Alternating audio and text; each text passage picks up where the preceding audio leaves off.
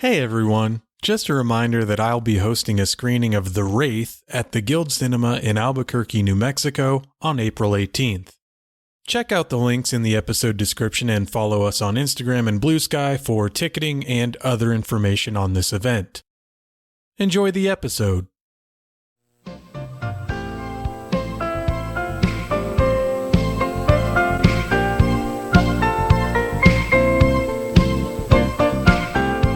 Hello everyone and welcome to Dead Formats, a movie podcast. I've flubbed the intro of this already, but hell yeah, I'm brother. looking at my notes and I'm like, oh, I fucked that up. But I'm your host, Chris, and this episode we're going to be discussing Mother Goose, Rock and Rhyme from 1990. And this week I'm joined by two very special guests. Also didn't add this part to the notes, so you guys just get Brian and Rob. That's us, welcome. Baby. How are you doing this evening? Pretty damn good. Yeah, not bad at all. Just got off work, got home, got changed, just hanging out, ready to get into some ready to rock and rhyme. Ready to rock, boy. I am ready to rock and rhyme. I guess I was born ready to rock and rhyme. Is what I've learned over the course of my life with this film. I could kind of tell that about you. So Brian and Rob are the co-hosts of the wonderful Box Office Gross podcast. This is their first appearance on Dead Formats. So guys, why don't you tell the listeners a little bit about your show? Brian? Sure. So Box Office Gross is structurally, it's the two of us plus whatever wonderful guests we can find, going through a year in film through the top 50 highest grossing films. I found that as a fascinating concept because it's amazing how many of them are completely forgotten, being the things that are the most profitable, the things that make the most money, and yet people see them, gave their hard-earned dollars to them more than most other things, and then they immediately vanished from their minds. And it's fascinating. So we go January to December, so chronologically through the year, so we don't just go from 50 to 1 or from 1 to 50, but it's the idea of, what were people going to see? Why were they going to see it? And then just looking into it and just being like, what the hell is that? And just looking back on it with 20 years of hindsight and just looking into what is this? Why did we like this? What did we want with this? And it's just fascinating, the sort of esoteric places of things in culture that everyone knows, but no one has looked at with their eyes in a very long time.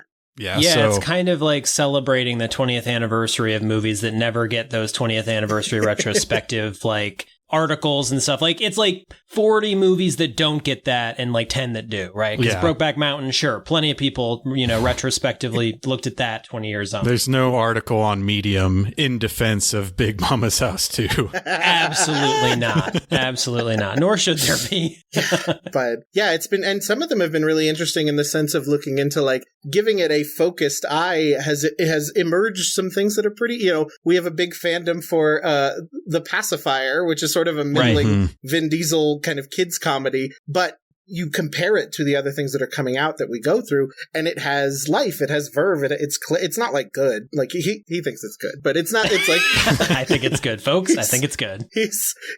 I'm the bully, he's the reclaimer, but that kind of thing where you see kind of deconstructing it and watching it in this context, you kind of can see oh, okay, there was actual thought put into this in a way that maybe Are We There Yet was not doing, these things that everybody, especially 2005 has been really interesting. We're into 2006 now, we're in season 2, but it's the prime tail end of that DVD era where everybody, no matter how much they cared about film, they all owned 47 DVDs that they had just acquired through various means. And so we've laughed that every movie we cover is available for $2 at every thrift store in America.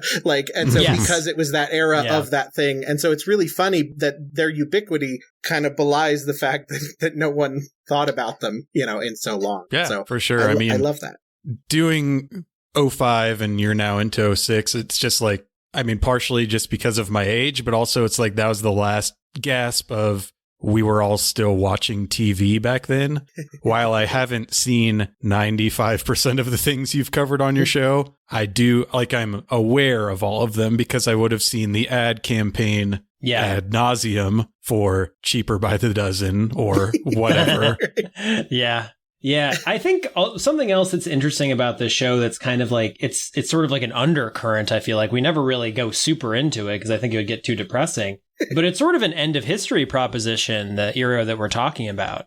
It's a period where movies are losing their cultural ubiquity. Like, obviously, they're about to hit a whole new level with like comic book movies in a couple of years from where we are right now. But it's still like, yeah, I mean, movies as this kind of mainstream proposition that everybody's going to all the time, whether it's the ones we're talking about or ones that are coming out the same weekend or whatever. Everyone's going to movies. Everyone's talking about it. It's sort of a central part of everybody's life. And in just, a handful of years, that's going to completely change. And so we're seeing almost like the last gasp of one of the key cultural artifacts of at least American culture. And it's just kind of, we're not there anymore. So it's both retrospective for the individual movies and also retrospective for a certain kind of relationship between viewers and the movies that they watch. And that conversation is kind of pertinent to how we ended up talking about the film that we're talking about tonight. Because I reached out to you guys with a list of potential films to talk about.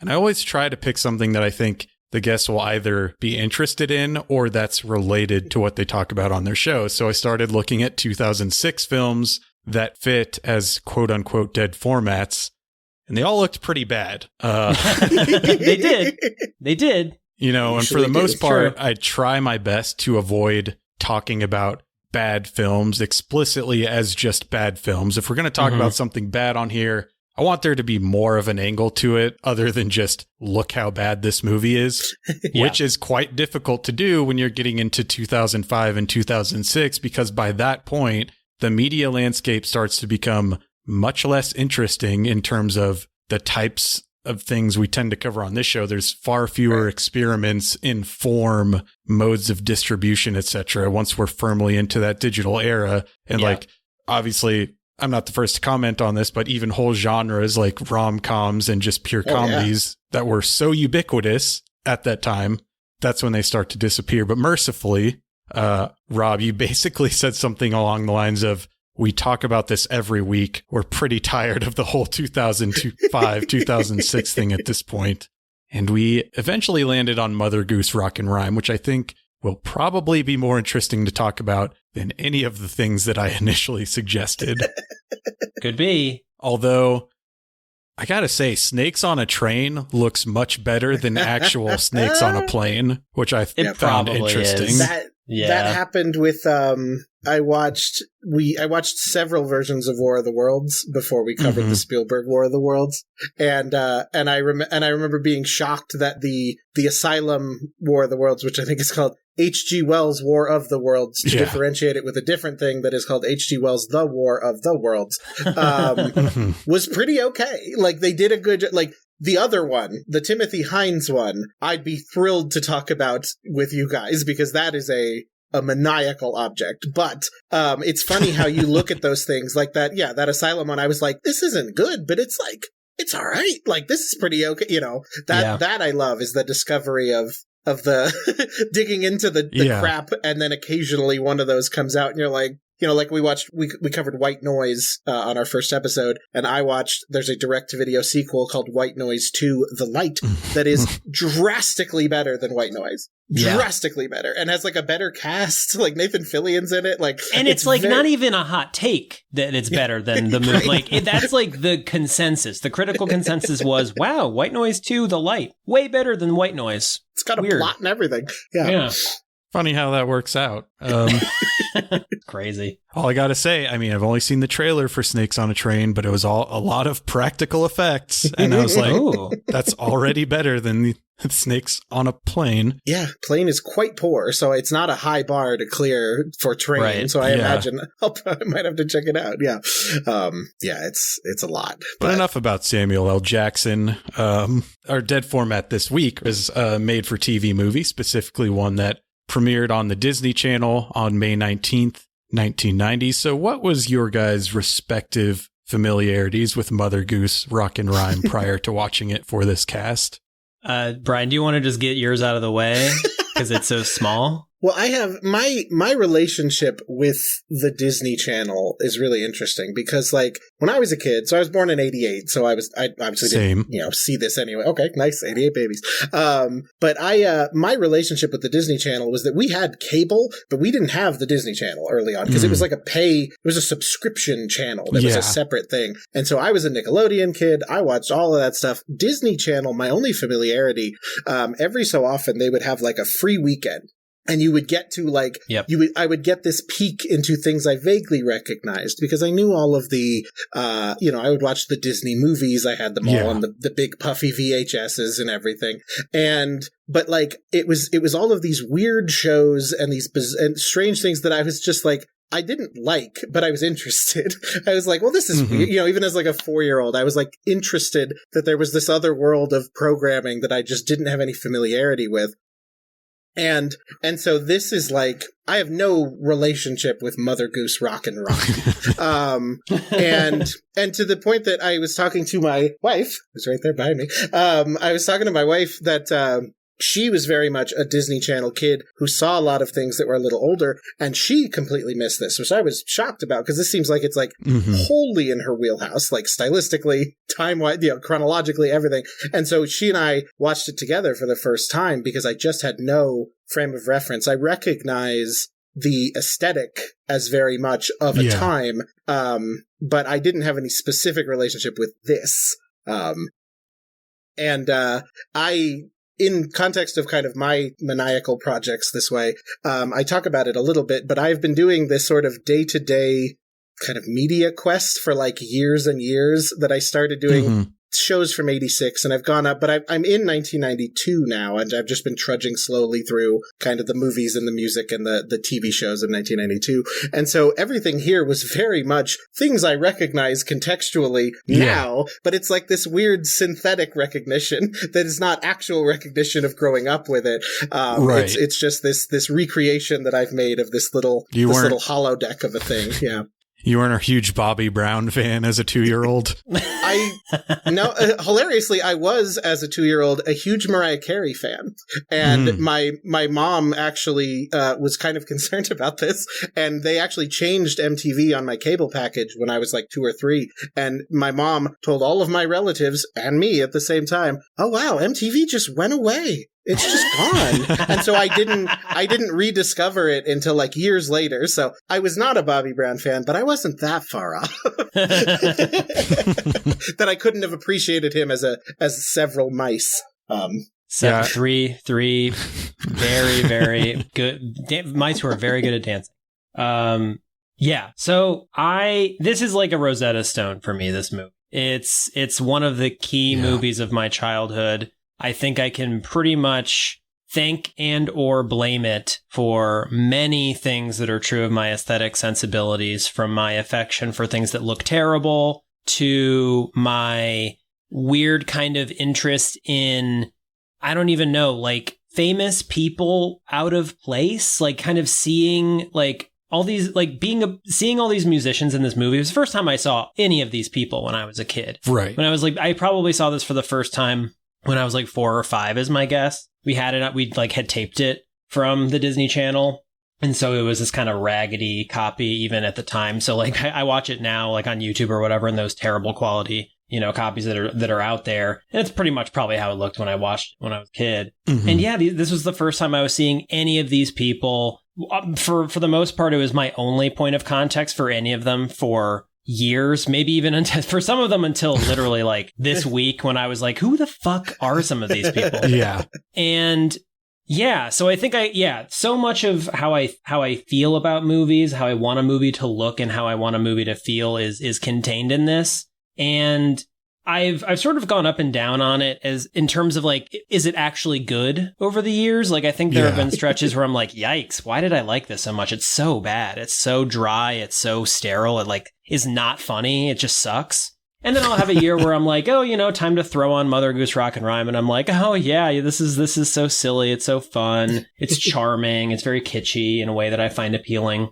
And I basically sort of ultimately a few years ago resolved on, it's not good, but it's kind of like respectable. I think it's a respectable object. I think it's good that it exists. I think I wish that things like this could have continued to exist into our adulthoods, like into childhoods for kids now. And maybe they do, and we have no reason to see them. And yeah, I don't know.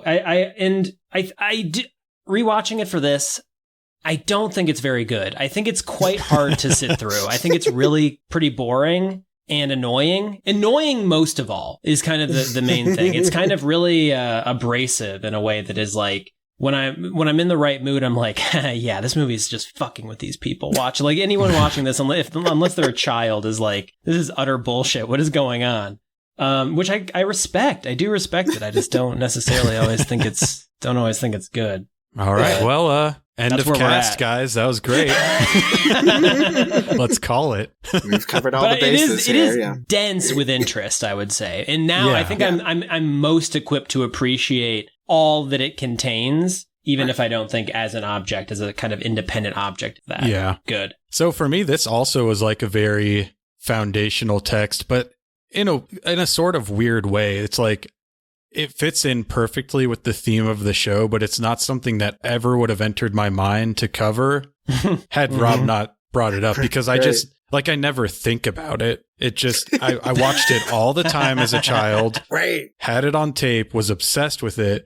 It's to the point where, like, as soon as you said it, I didn't have to look it up. I knew exactly what he was talking about, but I just, like, maybe think about this once every 5 years, and really only one specific scene that we'll talk about later. But, I just wasn't really a Disney kid. I'm not trying to be cool or anything. I was just like, Muppets were my childhood thing, which I think is partially why I liked this so much, because while there's maybe one puppetish thing, but it is very cartoony. It's garish and tactile in that way that the Muppets are. Exactly. Yeah. So, yeah, I just, it's in there, but I don't think about it ever. That lines up with exactly what I said it felt like, because I was watching it and I was talking to Rob, and I said it feels like the kind of thing that you had as a, like, honestly, I think I described it basically exactly what you just did, as I was like, it feels like the thing that you acquired, you don't know how, it just always existed amongst your tapes, and you were 4 years old, and you watched it every day, and then you forgot about it for 30 years,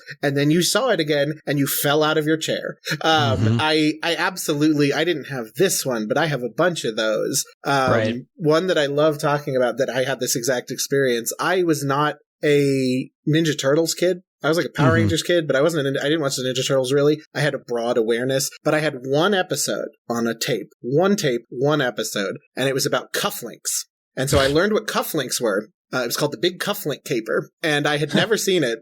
Again, and I didn't remember it. I didn't remember that I had seen it. And then on this like day-to-day thing, I was just kind of going through the Turtles episodes now and then, and I put that on and I went, holy shit, and it was just like this, like I had unlocked the Stargate and it was pouring out of my mouth, like it was like fascinating shit. And so this feels so much like that, so I love that it is that for you, and that exact thing happened when he said the magic words.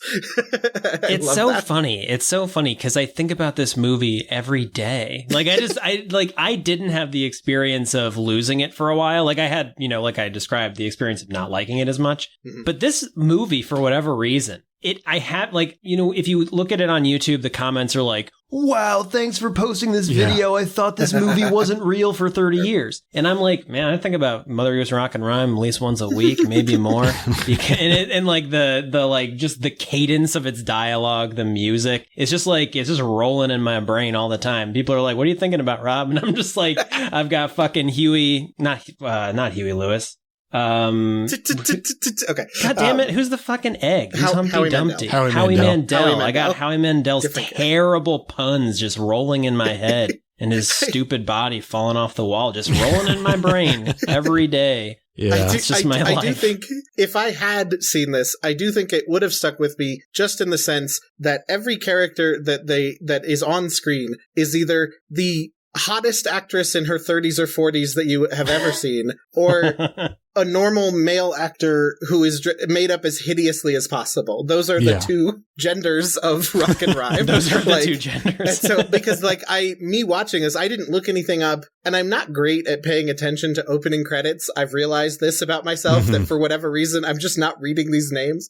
And so like every person that showed up, I was like, whoa, like for every single one of them. And so it was fun. I also, happenstance, I did not realize that there was multiple cuts of this film out Yes. there. And so I have now watched both I still don't realize that, so...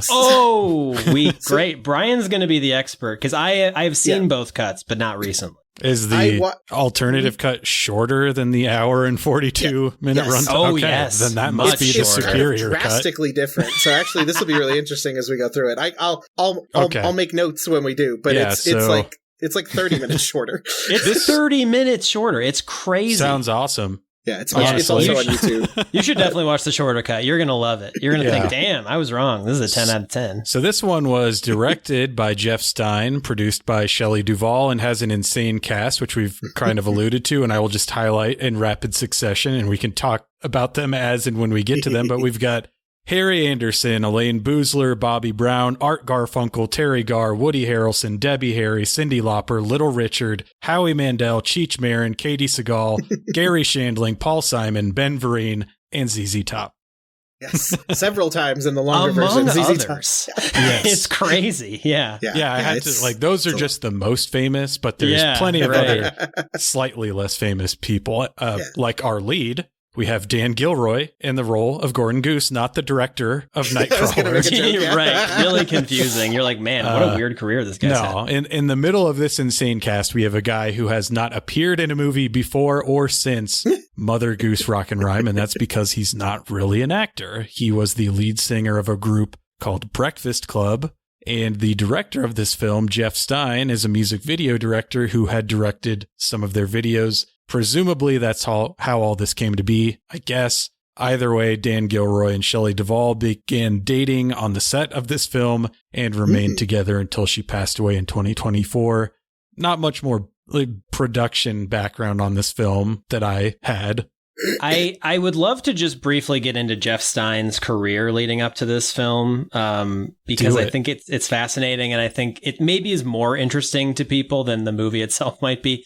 So Jeff Stein, I mean, it's evident from the movie itself, he's a music video guy. It's his main thing. It's mostly what he does. He starts out working with The Who. He makes like a documentary about The Who in, I think, the late 70s, and just kind of becomes this really specific kind of pop rock journeyman throughout the 80s. He works with the Cars a handful of times. He works with Tom Petty a lot. He sort of becomes like Tom Petty's guy. He does like all of the music videos for one specific album. I can't remember the name of the album, but most famously, he does the video for a song called Don't Come Around Here No More, which is, I assume, the most famous Tom Petty music video, which is, it's basically Tom Petty dressed up as the Mad Hatter. People may be familiar with this image of, he's the Mad Hatter. He's in this crazy checkered dining room with this long table. Alice comes in, and it's just him singing Don't Come Around Here No More, a song that does not at all have a psychedelic Alice in Wonderland vibe. So it's incredibly strange.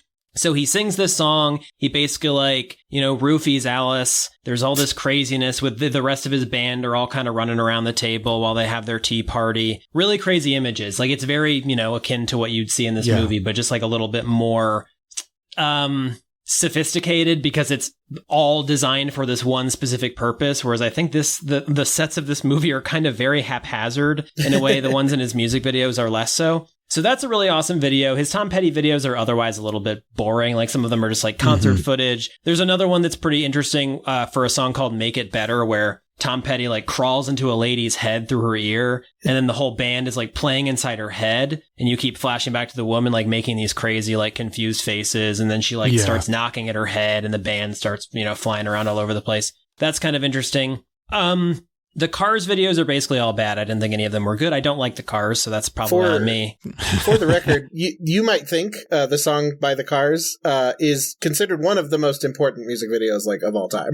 Like it won the first MTV MTV VMA for Best Video This is that video. which one, Brian? Because there's a few. That is the one. I don't remember the. Is it the one for You Might Think with all the computer generated? Is the one. Okay, yes. yeah, no, that video is not bad. It is weird because it's basically about the band being obsessed with this woman who's trying to take a bath or whatever.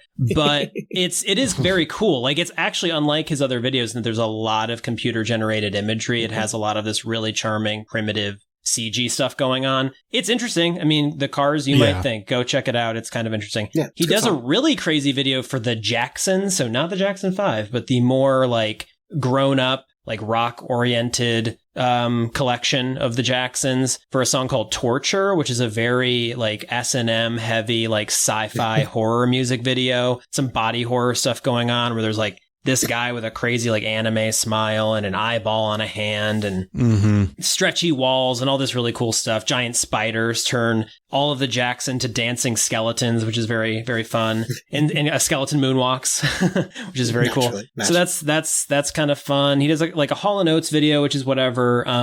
My favorite of the videos that I saw, that not the Tom Petty one, which I just kind of love that video already, but the one that I had not seen before that I thought was excellent, was for a Heart song, the song These Dreams, which you may recognize. I thought for sure you were going to say Cherry Pie by Warrant. Yeah, probably the most iconic video he's directed. It is probably his most video. actual famous video. I did watch it. It came out right around the same time as this movie, and I thought it wasn't particularly good, although very poppy in an appealing way, but not my weird kind of music anime video. smile in that one, too. Yeah, he does have one big... that does... Oh, it's true. No, it's true. Yeah, you're right. But the Heart video is kind of awesome. It just has this really cool, like minimal set with a fake sort of landscape sunset. There's this reflecting water pool. It's got really, really cool images in it. I really liked it. Also, of all the videos that he's directed that are on YouTube, most of them are in pretty bad quality. But the Heart one has clearly like the band or the label or whatever put up a fairly HD version of it. So it looks really nice. Whereas a lot of these look like trash. By the way, the actress or the model that is in the Cherry Pie video is named Bobby Brown. No kidding. Just I always thought that was funny as a kid that there was two Bobby Browns, just like there was two Julie Browns. It was just a very like you get the Earth Girls Are Easy Julie Brown and the MTV VJ Downtown Julie Brown. There should be three, but okay. And then the last thing I'll note of this guy's career, which ties into the movie ultimately, which is so weird, is he directed a couple episodes of the show Crime Story, which is like kind of an undersung like cult favorite show. Michael Mann produced it. Dennis Farina starred. It's like a procedural, right? Sounds good. Around the same era as Miami Vice. Some people really ride for it. I've never seen it except for stretches of one of the two episodes that he directed, which his episode is this weird outlier called Paulie Taglia's Dream, which is a surrealist like dream sequence episode where one of the show's like tertiary like gangster characters, this like goofy Italian gangster called Paulie Taglia, has this, he like is, I don't know, in like a shootout or something. So he's in a coma. It's very confusing. It's actually one of the more confounding like pieces of like mainstream 80s television I've ever seen in terms of how completely incoherent I found it. But he's like in a coma. So he's dreaming about like getting hit by an atomic bomb at a test site, and everyone's investigating him and like experimenting on him. Meanwhile, there's like a sort of adjacent dream sequence going on where he's like got this vibrant pastel musician get up going on, and he's playing like rockabilly music or whatever. And it's got all of the very Jeff Stein coded is what you're saying. Extremely Jeff Stein coded imagery, wide angle lenses, super artificial. So strange to like see Dennis Farina and, you know, like all these people who clearly like are fairly serious business ordinarily on the show just be going through this kind of Steinian fantasia. So, I guess I recommend checking that out. Paulie Taglia, the actor who plays him, is in this film. I'll shout him out when we get to where he shows up. Okay. But when I saw him, I was like, why the fuck do I know you? Why do I suddenly know you? And then I was like, oh my God,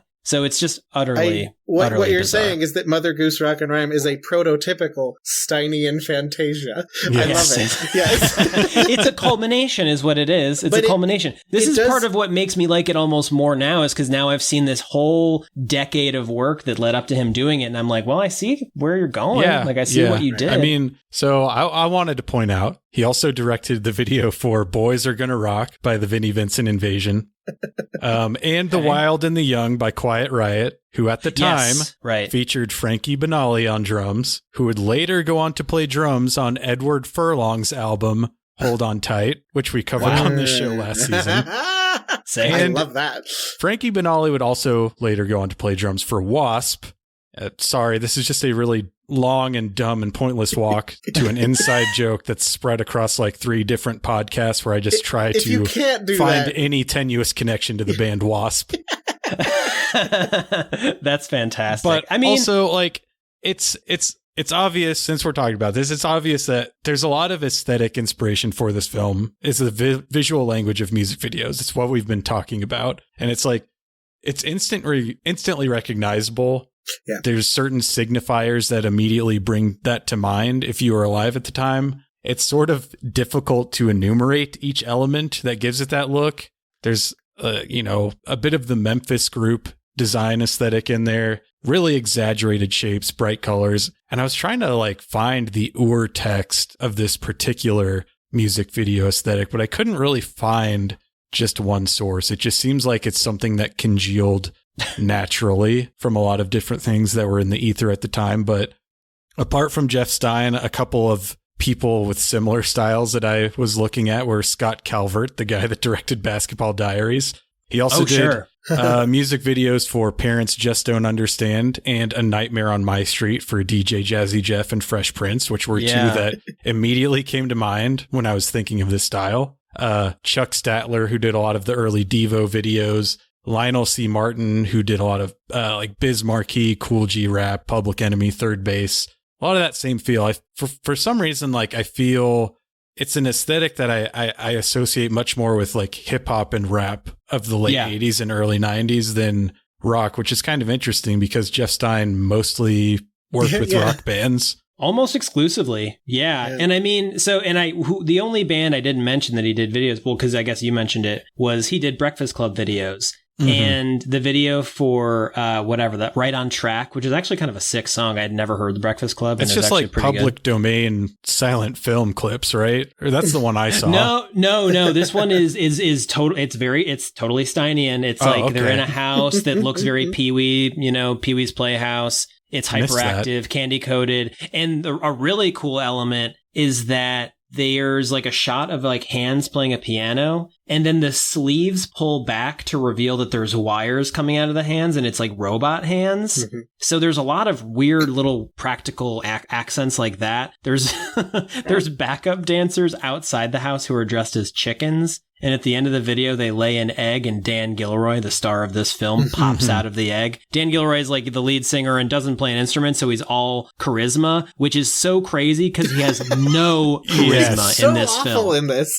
Yes, and just the character of it. What they're asking him to do is so deeply unappealing that like the cut we saw, which has other major pacing issues, it's and sound issues.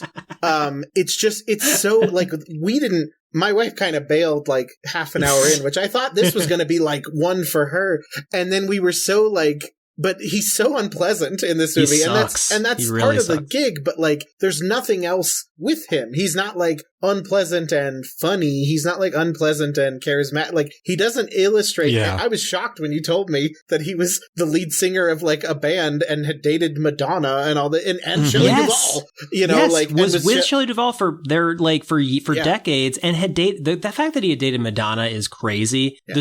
Dan Gilroy's life is just wild. He's like the Pete Davidson of the 80s. Honestly, yeah.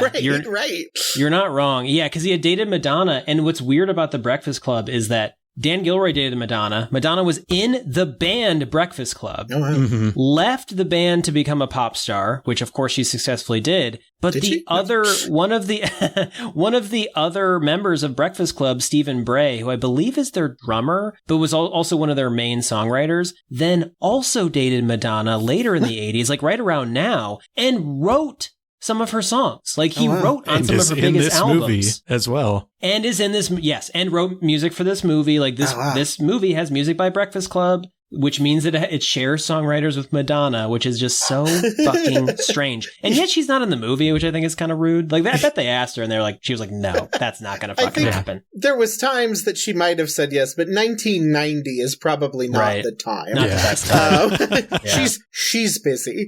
Honestly, she was in a movie that also leans into sort of this sort of tactile unrealism, which is Dick Tracy, which I'm not a fan of, but I think she's great in it. And so like she is the highlight of Dick Tracy. But it like you said, because like it was that era where it was like that combination of early CGI where they're like, okay, we can do all this stuff, we can do all these fun things, and also kind of the apex of this like we can make these crazy props, and so you have that thing of like, whether it's something like Little Shop of Horrors or something, whether it's Honey, I Shrunk the Kid, whether it's something that doesn't star Rick Moranis,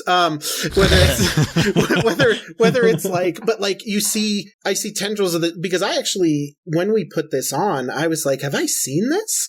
And I was like, no, I haven't, but I have seen not only the obvious connective reference is Pee-wee's Playhouse, which is also deals in this, especially the first scenes of the movie. I wrote in my notes, he lives in Pee-wee's Playhouse, like, and they, because it's just that aesthetic is all over it. But that Tom Petty video, I would guess that's why Jeff Stein got hired, is that Tom Petty video, because it has a lot of the same things. Yeah. And funnily enough, the thing that I was thinking, that I was remembering when I was looking at this movie, was in that early 90s, actually in 1992 that I just got to, the Disney Channel had a show based on Alice in Wonderland called Adventures in Wonderland. Oh, yeah. That ran for like 100 episodes, which I didn't realize, but it was a thing I saw at daycare sometimes because I didn't have the Disney Channel. But I remembered that, and that aesthetically is very similar as far as, like you said, with the hip hop videos, that fisheye lens, the big, like that sort of, there's an extremity to everything that I think is really appealing, and kind of an exaggerated distortion that I think makes everything fit in its time frame. So, whilst on the topic of music, before we get into the film proper, did you have time to watch Simply Mad About the Mouse, Brian? Yes, and I took almost as many notes as I did for the movie. So let's talk about that in a new little segment I'm tentatively calling Short Ends, where we talk about types of dead formats that just don't have enough film on the reel to fill out an entire episode. So adorable. Simply Mad About the Mouse, a musical celebration of imagination, is a 1991 direct-to-video release that was put out on VHS and Laserdisc. And in fact, I still have the VHS from my childhood. I do not know why I had this. That rules. But that is fantastic. That cover is so awesome. Everybody's got to look up Simply Mad About the Mouse. It's one of the coolest aesthetic like Disney covers I've ever seen. I watched this is some a lot. Disney adult coded ass shit. Yeah. Like this is, if you love Disney, you're gonna hear about this and be like, what? How did I not know? Because what this is, it's a series of music videos wherein famous musicians of the time cover Disney songs. We've got Billy Joel, When You Wish Upon a Star, Rob's favorite, Rick Ocasek, singing Zippity Doo-Dah. Bizarre choice. LL Cool J, Who's Afraid of the Big Bad Wolf, Also Gypsy insane. Kings, I've Got No Strings, clearly the best song. Yes. Harry yes. Connick Jr., The Bare Necessities, Bobby McFerrin, The Siamese Cat Song, Soul to Soul featuring Kofi, Kiss the Girl, and Michael Bolton, A Dream is a Wish Your Heart Makes. So I did rewatch this today, and I was like, putting out fires at work and going insane because I'm hearing Rick Ocasek going, I'm like, what the I almost had a mental breakdown, but terrible. Neither of you had seen this before. So what are your first impressions of Simply Mad About the Mouse, a musical celebration of imagination? Yes, had not seen nor ever heard of this before, which is wild. I would say for the most part, I think it's good. I do love rotoscope animation, so some of this was speaking directly to me as like the number one fan of Waking Life, which is basically my favorite movie ever. I was like, oh, well, this is especially the Gypsy Kings segment is beautifully rotoscope animated. It just looks awesome, crazy, like high contrast color scheme. All sung in mostly sung in Spanish, maybe not entirely, but mostly sung in Spanish. The and last it's a really, verse is in English. Right. And it's mostly a really nice rendition of the song. I would say It's for great. the most part, this collection is not the most inspiring idea for covering a song, especially the Zippity Doodah is really deranged. And I would say like I didn't find the Soul to Soul Kiss the Girl particularly inspiring. I will say that maybe my hot take is that I thought the Bobby McFerrin Siamese Cat song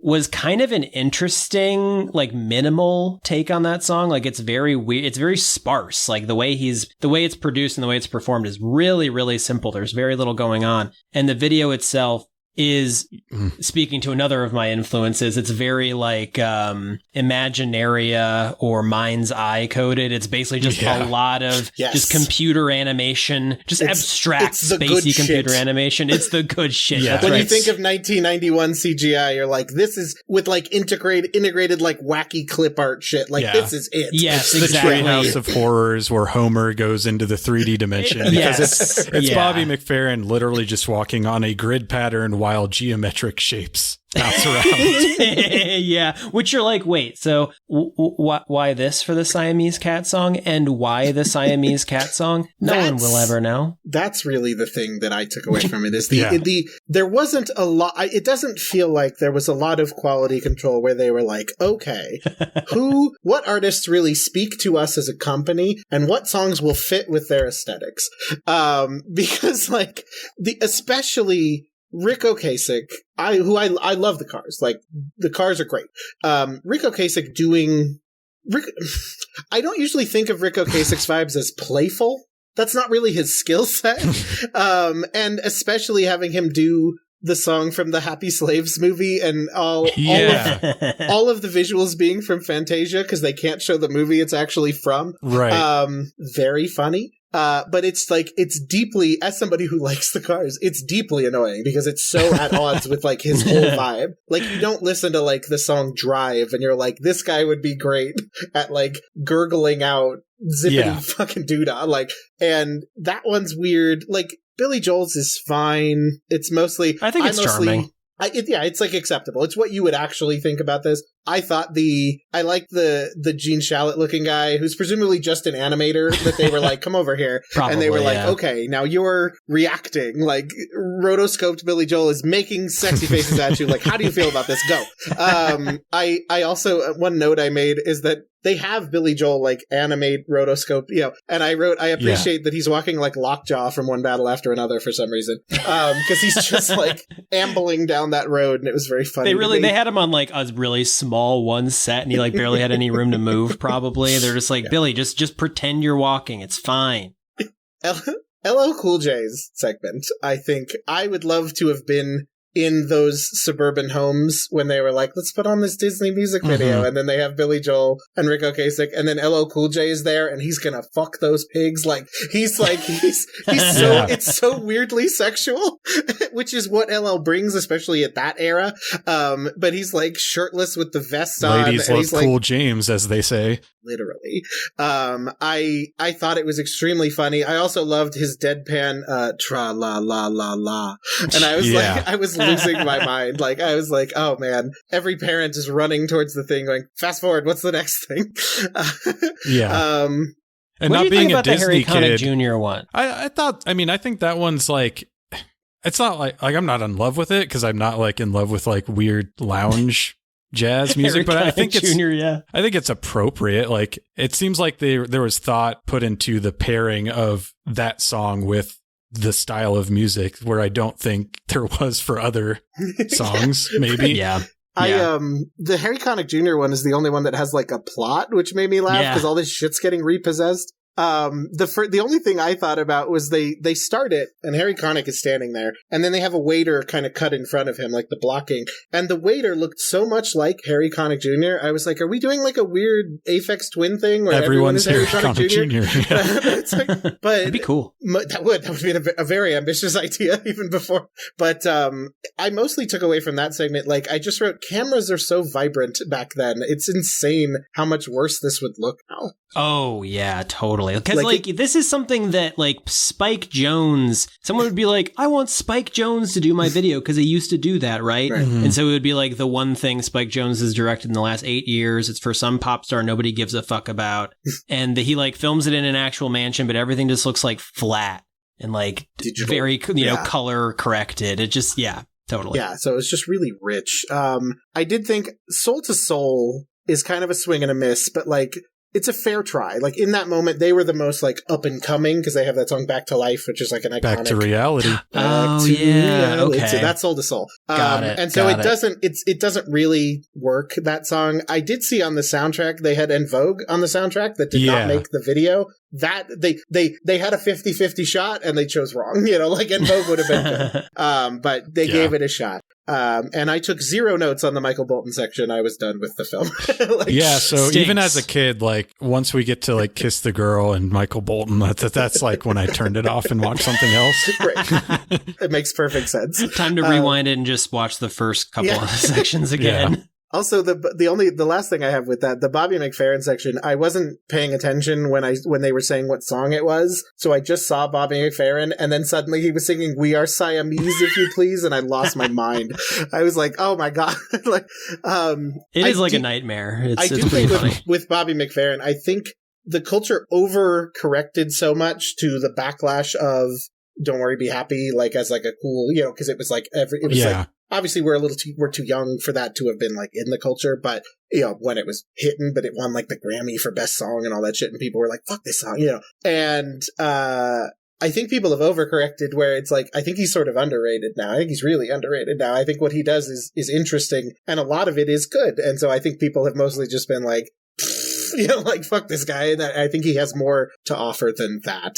I really appreciate you mentioning the things these people did, because I just look upon these names with no recognition whatsoever. I mean, not counting LL Cool J or Billy Joel. Yeah. Michael Bolton, I know a little bit more, but like Soul to Soul, I wouldn't have remembered that. Yeah, Bobby McFerrin, I didn't track that he was the Don't Worry Be Happy guy. Harry Connick Jr., I could never have told you anything he recorded, just that he was like in movies sometimes. Yeah, I couldn't tell you like some songs that Harry Connick Jr. I think it's like standards. As a big Gypsy Kings fan, I will say that this is probably the start of a relationship with Disney that continued because is it Toy Story 3, I think? At the end where Buzz is speaking Spanish, they are the ones that do the Spanish rendition of Randy Newman's You've Got a Friend in Me. Okay. I don't have any familiarity also, with they do the Spanish version of Hotel California in The Big Lebowski. So, damn. Then that's what I know. Yeah, I know. That sounds true. Thinking back to the voice here. Yeah, that makes sense. If you ever needed a Spanish cover of something from 1990 to whenever Toy Story 3 came out, they were your guys.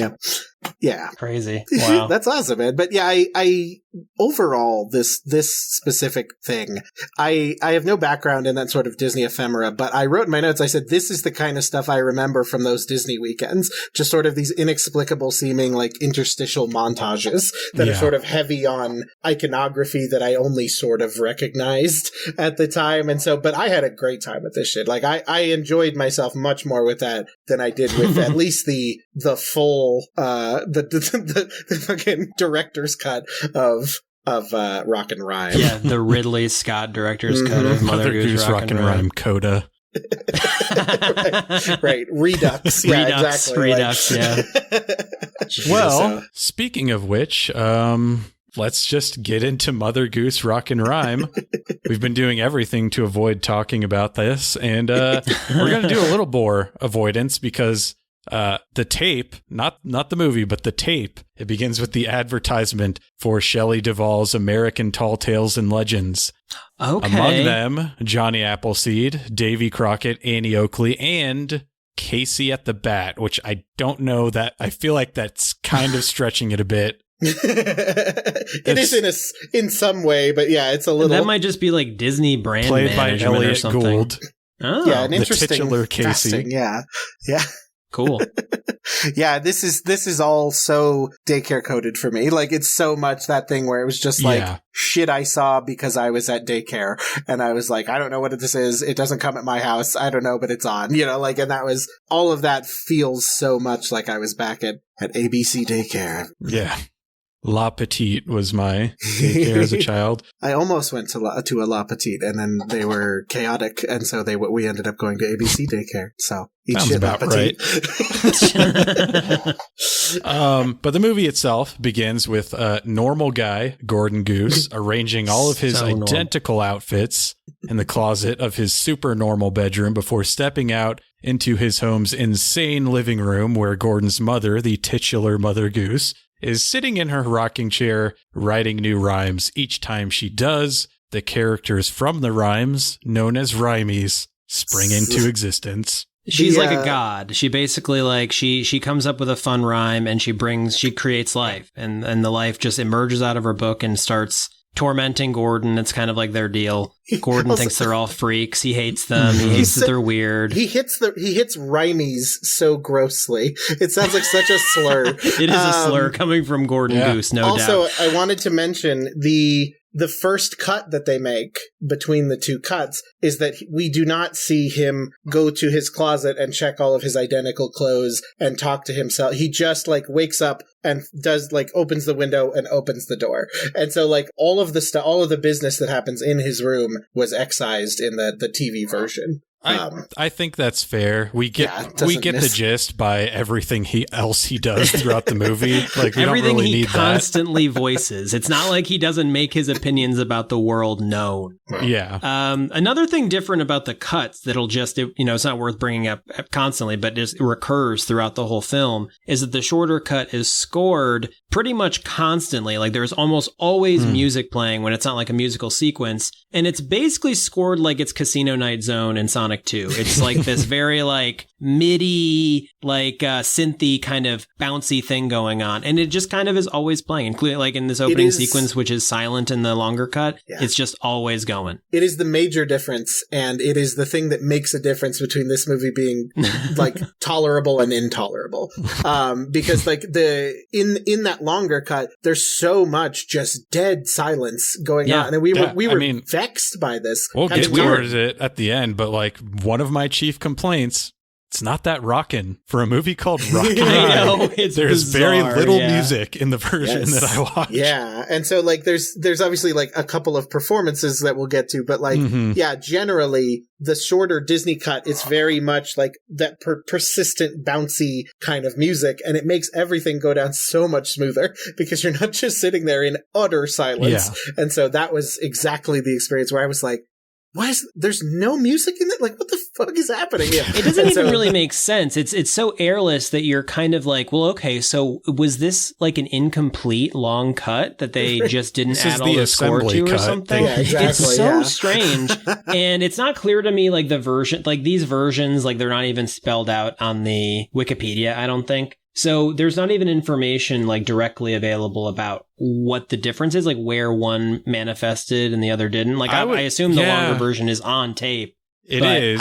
I don't know. But you would kind of think it would be the opposite, to where like the longer version would have been the broadcast to fill in that specific slot. Yeah, especially because Disney Channel didn't really have commercials at this period. It would have just played through. So I don't know. It's so their weird. Commercials were fucking music videos rotoscoped. Like that was what they would do. Right. In between them being like, the Disney Channel, call now to get your regular thing for the, to subscribe. They were fucking mad about the mouse or whatever. I did make a note there. The title is different in the shorter, because the other, I forget which one is which, but one of them is called Shelley Duvall's Rock in Rhyme Land. And the other one is Mother Goose Rock and Rhyme. I think the shorter one is Rock and Rhyme Land. I do. Correct. It looks like the poster. It says Disney Channel World Premiere Rock and Rhyme, but the video cut is called Rock in Rhyme Land, which I thought was bizarre. I don't know what's going on. And it's but the music makes the biggest difference. And if we had watched the shorter version first, we probably would have made it both through it in one sitting. So. Yeah, so Gordon, he's bitching about Rhymies. He wants to live in a normal neighborhood. Mother Goose is stroking her pet goose Honker, and she admonishes Gordon for his bigoted ways and tells him that he needs to stick around Rhymeland so that he can run the family business, a Goose Down comforter shop. Yeah, this god needs to have a source of income for some reason. Yeah. So he heads off to work. We get our first musical number.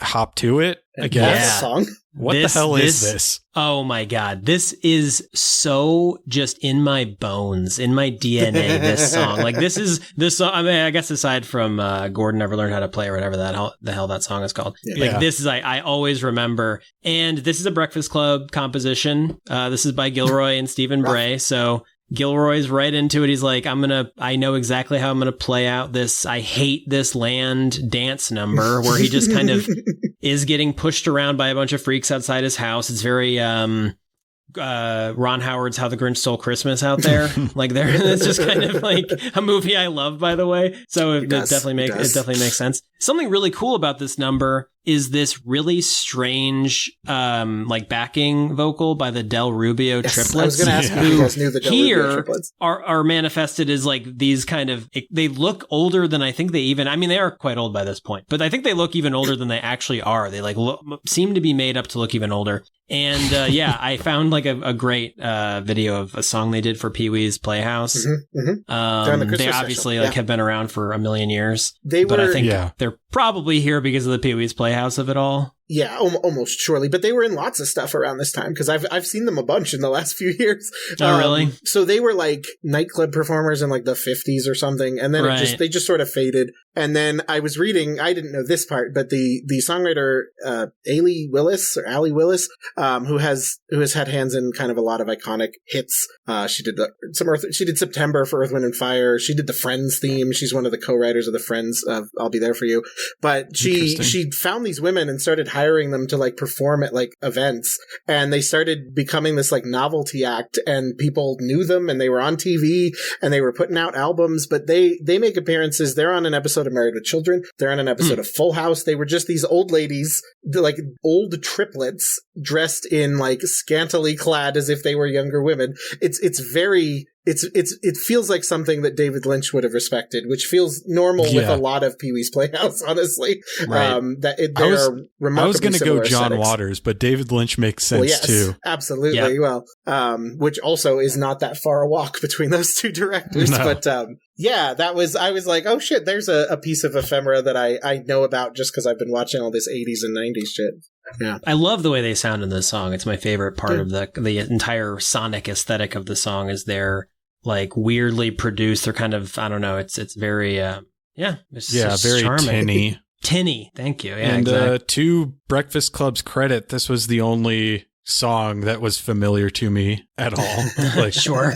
Somewhere in the recesses of my brain. But Gordon talks to his neighbor, the quote unquote old woman who lived in a shoe, played by Debbie Harry. One of my crushes forever. And most of my notes for the first like half hour is just me going, oh shit, is that whoever? She looks so hot. But she looks so hot here. I was like, yes. I am always happy to see Debbie Harry. There's never been a time that I've been not thrilled. Even if she's got like a million kids and they're all crazy and brats and they're driving Gordon crazy just like every Rhyme does. They do participate in the song a little bit. They kind of like, they're sort of involved in the song before you even know what's going on. Which is true of a lot of this movie. But yeah, she's funny. She's just like sitting in her chair. She's over the whole thing. She tells all the kids when your fathers get home, they're going to be pissed. And she tells Gordon not to call her old. It's fun. She's just having fun. That's fair. Like most of the cast, she doesn't need to be here, but we're glad that she is. Yes. Yeah, I made a point of taking note of where basically every single famous person who appears in this movie was at this point in their career, except for Debbie Harry. I mean, I know that she was at this point. She was flying solo. She wasn't doing Blondie. Maybe she was still in Blondie. I don't know, but she was mostly she had a solo career that Stein had directed a video for.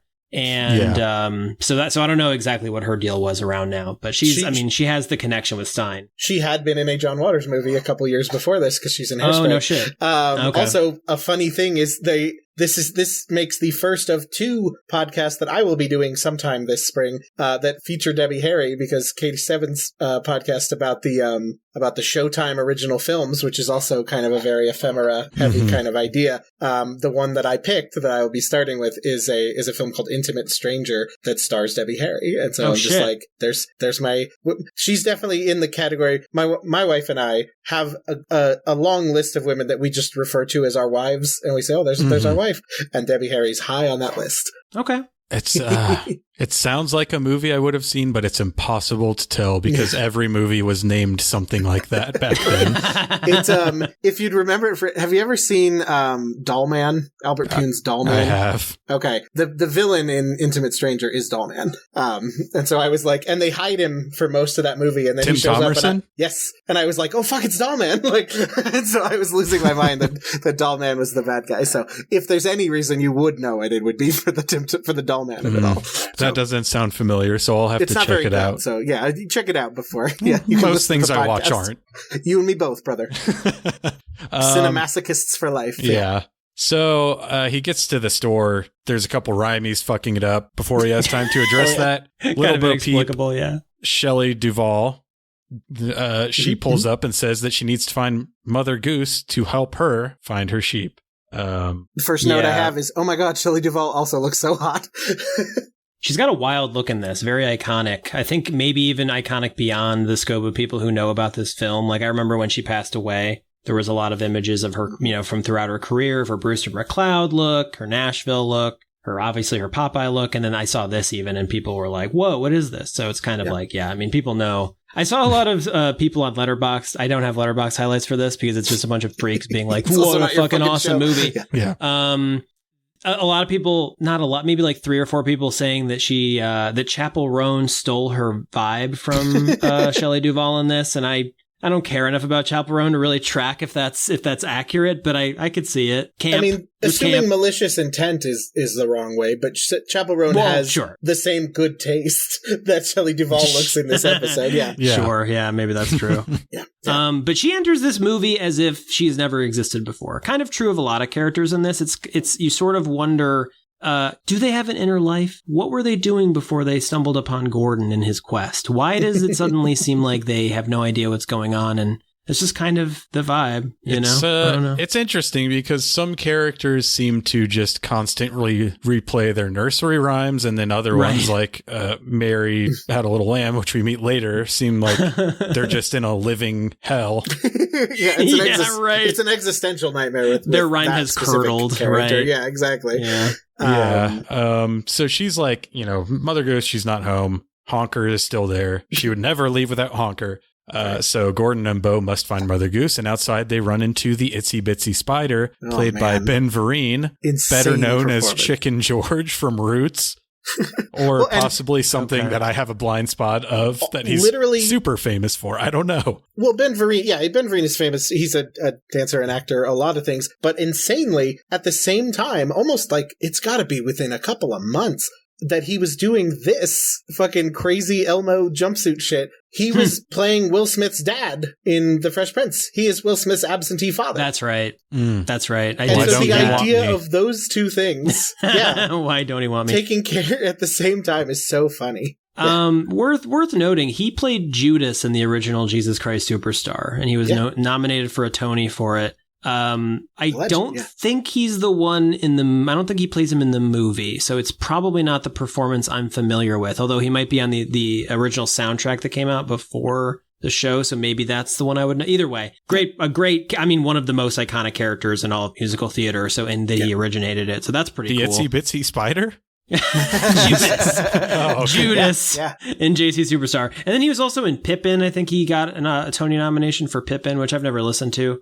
But he's just kind of been around for a long time. It's kind of crazy. He's a legend. Yeah, exactly. I think his performance in this is terrifying. Psychotic. Really very, very annoying and very funny. I love when he has he has like a crazy high pitched voice, which is nothing like how Ben Vereen usually sounds when he's performing. And then when he gets mad at Gordon, Gordon, because Gordon sucks so much, he's like, shut up, Jack. You know, he like suddenly has like a really deep voice. It's so funny. He recurs. He's around. He has a great scene later. They talk to him for a little bit and he just disappears, and they need to find him to ask where Mother Goose went. So they start heading towards Little Miss Muffet's because surely he's gone there to scare her. It's part of his duties as a Rhymy. And this is when we first meet the three men in a tub, played by ZZ Top. Very cool. Yes, I love ZZ Top. ZZ Just Top is like cool. formative in my, because I've talked about this, but my dad was always a big blues guy, and so anything that was bluesy was in the rotation with me growing up, and so ZZ Top is like seminal shit for me. Tres Hombres is like one of the great albums as far as the albums that I've listened to the most in my life. Tres Hombres and whatchamacallit, Eliminator, very different albums, but both albums. So I'm never not happy to see ZZ Top. I was like, hey. I have never listened to a ZZ Top album in full. I mean, obviously I know many ZZ Top songs. Yeah. They kind of all sound exactly the same to me, but I can't say, like I haven't really dug deep in a long time. But that's not a bad thing. No, but sometimes also, that's what you want, Tres Hombres is very like old school down home Texas blues, and then they into the 80s they start moving into this very synth heavy kind of poppy blues rock. Sure. And so those albums sound very different. It's like listening to like the early Van Halen versus 1984, where they're like, oh, we're leaning into the keyboards hard. That makes sense. So they're very different. Yeah, they're very different. Okay, that's eras, intriguing. But I should check them out. This was the first time I ever saw them, and I mostly associate them with this film. So pretty funny. Like I associate them with Mother Goose Rock and Rhyme and like LaGrange. That's kind of my deal with these guys. You know who would be great in our children's movie? The band that performed the song Pearl Necklace. That would be great for our kids' movie. Yeah, man, there's like, a lot of those much choices like Bobby Brown. Or Cheech Marin. Isadora, Cheech Marin, Yeah, exactly. I did want to mention around this time, I only have 2 notes for when I first watched it around this part of the movie. One of them says, this is real sleepy. And the other one says, I don't like spending time with this man. Those are my only notes for this section of the film. Gordon's a nightmare. Bo Peep, her style of travel is to drive her car backwards, which is, just very quirky. She's a very quirky individual. And he is panicked about it all the time. And there's these crazy wide angle shots of him like throwing his arms up and freaking out when she's driving backwards. She's always crashing into shit. So yeah, he's a stick in the mud. He's a real stick in the mud. Yeah. So ZZ Top gives them directions to Little Miss Muffet's. After a brief chat with Mary Quite Contrary, Katie Seagal in a thankless and pointless role. Not in the other cut. Yes, Fully just does not appear in the shorter cut. That's fair, because it doesn't need to be here. Yeah, but also I did want to mention she looks so hot. It's another of your wives, I'm sure. It was just, it was definitely just this cascade of just like, oh, like just being super thrilled, and so I was thrilled to see Katie Seagal, even if, she doesn't add anything to anything. She's married with children right now. Yes. Is that kind of where she's at? Yeah, because I feel like that was like 89 or 88 when that started. Married with Children started in 87. Oh, damn. And so it's a little older than people realize. And so, she's solidly, this is like season 3 or 4 at this point, right? Yeah. Cool. Yeah, she is in the cult. After that brief detour, they get to the trailer of Mary and her little lamb, Cyndi Lauper and Woody Harrelson, which if I didn't go to the credits on IMDb, I would never like... Absolutely. Yeah. It does not read as Woody Harrelson at all. Cyndi Lauper is literally just herself, but she's here to play herself. Yeah, that's her deal. And she looks very hot. There is actually the Elaine Boozler segment, which they also cut out, which is interminable. The drive-through segment where they drive through to the... I didn't even put that in my notes because I'm like, fuck this. For good reason. You can see that they also like, because I like Elaine Boozler, but like that scene it's literally, they're driving up to a drive-through and they're trying to order, I don't even remember, some food hamburgers or something. Yeah, and hamburgers. We both thought it was a fucking Pink Panther. Fucking Pink Panther. Check it out on Box Office Gross. That's right, baby. Episode 3. But they're like trying to order stuff and she's like, we don't got that. And they're like, well, can we have hot dogs? And she's like, we don't got that either. And they're like, well, can we have some blah, blah, blah? And she's like, we don't have that. Like, it's just like this interminable segment. I think the only thing she goes, I think we have some bones. And that's like, and it doesn't recur. I don't know what they're talking about. What kind of rhyme is she supposed? Like, who is she? What is her nursery rhyme? Let's see. This isn't in the shorter cut, so I haven't seen this in a while. Like, I haven't seen the longer cut in a long time. Oh, Old Mother Hubbard, of course, classic. She doesn't have anything except bones. Yeah, that's right. Oh, yeah. Well, she goes to her cupboard to touch a pail of water. No, that's different. She goes to the cupboard to give the poor dog a bone. When she came there, the cupboard was bare, and so the poor dog had. So she doesn't have anything but bones. She doesn't have anything but bones. But that's like, it's such a long walk for nothing. Yeah. And so it makes sense that the other cut is like, they cut it for a reason. What if we just got this shit the fuck out of here? Yeah, let's just get to Cyndi Lauper already. Come on. Absolutely. That's what the editor, this guy's like just chomping on a cigar. He's like, when are we going to get to Cyndi Lauper? When are we going to get, it's just, he's just wanting to rush through this. I get it. I'm never unhappy to see Cyndi Lauper. The Cyndi Lauper scene is really funny. So she's Mary had a little lamb, and the little lamb won't, obviously follows her everywhere she went. But now he's just a giant Woody Harrelson smoking lamb, a cigar. Yeah, like a fedora. Yes, speaking of chomping cigars, who's like, everywhere you go, I'm gonna follow. That's just the way it is. And she's just tortured by it. She's had husbands who've left her because the lamb won't stop following her everywhere she goes, if you know what I mean.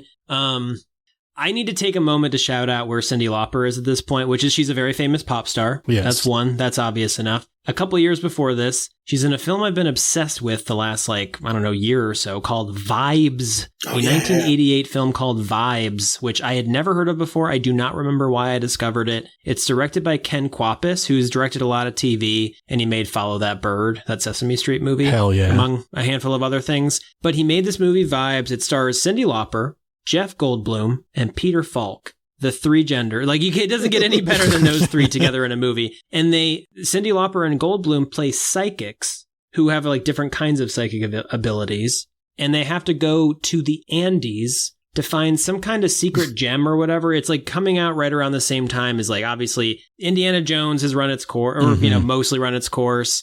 And what's Romancing the Stone and Jewel of the Nile are kind of coming and going. So it's kind of in the culture, these kind of genre-ish adventure comedies with wacky casts. So it's Cyndi Lauper and Goldblum, and they are totally locked into their thing, the thing they do individually. Yeah. And Peter Falk is kind of just this bozo who lies to them about where they need to go. He's kind of the Danny DeVito.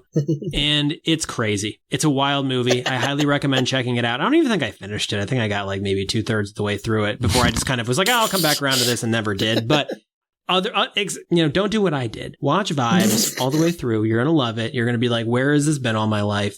And then you're going to want to watch every film by Ken Kwapis, just like me. Go. Do as I say, not as I do, he says. And if you love Goldblum, he is so funny in it, and he's just so on fire. Every scene he's in, he's so funny. So yeah, check that out. That's what she was doing right around the same time. There's your homework, Cyndi Lauper everybody, is an actor. Crazy. I love her. I love her so much. And Woody Harrelson had just won an Emmy. Literally had just won an Emmy for Cheers. He's basically nominated for every single season he's in. And he had just finally won. And he's still got 3 years left on the show. It's crazy. Yeah. He'd been in no movies, 3 maybe. And nothing where he was a huge thing. Yeah, Cheers is pretty much his breakout. And he's great in it because he's the replacement for, I think he starts in season 3 because he's the replacement for Coach because the actor who played Coach died. But he's remarkable to keep that character should be kind of a one joke character, the dumb, hick, in the big city. But he manages to keep it fresher for a lot longer, than it has any right to be, honestly. Such a good actor. Crazy. Yeah, very talented. Been around for so long doing so many different things. Yeah. And after exiting this trailer of the Mary and Woody Harrelson lamb, Gordon finds a ransom note on the windshield of Bo Peep's car. If you ever want to see your mother again, then bring about 400, make that 650 Rhineland dollars and 2 chili dogs to the pickled pepper patch. Put under 4th pepper on 7th vine. Don't try anything funny because I won't laugh. Really funny. A very funny joke, I think. I think it's really good. The whole way that this is one of the only times where Gilroy's actually funny is he's reading this and he's just reading it exactly as it's written and he's just increasingly baffled by it. I think it's pretty fun. Don't do anything funny because I won't laugh. It's really, I think it's very good. So they go to the Pepper Patch. They meet Peter Piper, Harry Anderson. Oh, yeah, that's right. Of It, the miniseries and Night Court fame. Yeah. Given a pretty decent performance here, given a lot of funny alliterative stuff to say. Yeah. And a crazy He look. does great. Like an absolutely insane look. It's very the berries and cream proverbially. Yeah. Lazy Town. Yeah. There you go. Yeah, exactly. Yes. Yeah. There is a lot of Lazy Town. Or like, in this movie. God, Joan Cusack in Toys, like that kind of thing. A lot of toys here too. He's just like, I didn't write this. Ransom note, everyone's always picking on me, but I deduce from the crooked handwriting that could only have been crafted by the crooked man who walked a crooked mile. I don't like this man. I don't like this man or his dog. You don't like the crooked man. Harry Anderson's fine. I did not enjoy my time with the crooked man and his weird dog person. Yes. But he is a crooked man and he lives a crooked life, but he ain't no kidnapper. This is just so ingrained in my bones.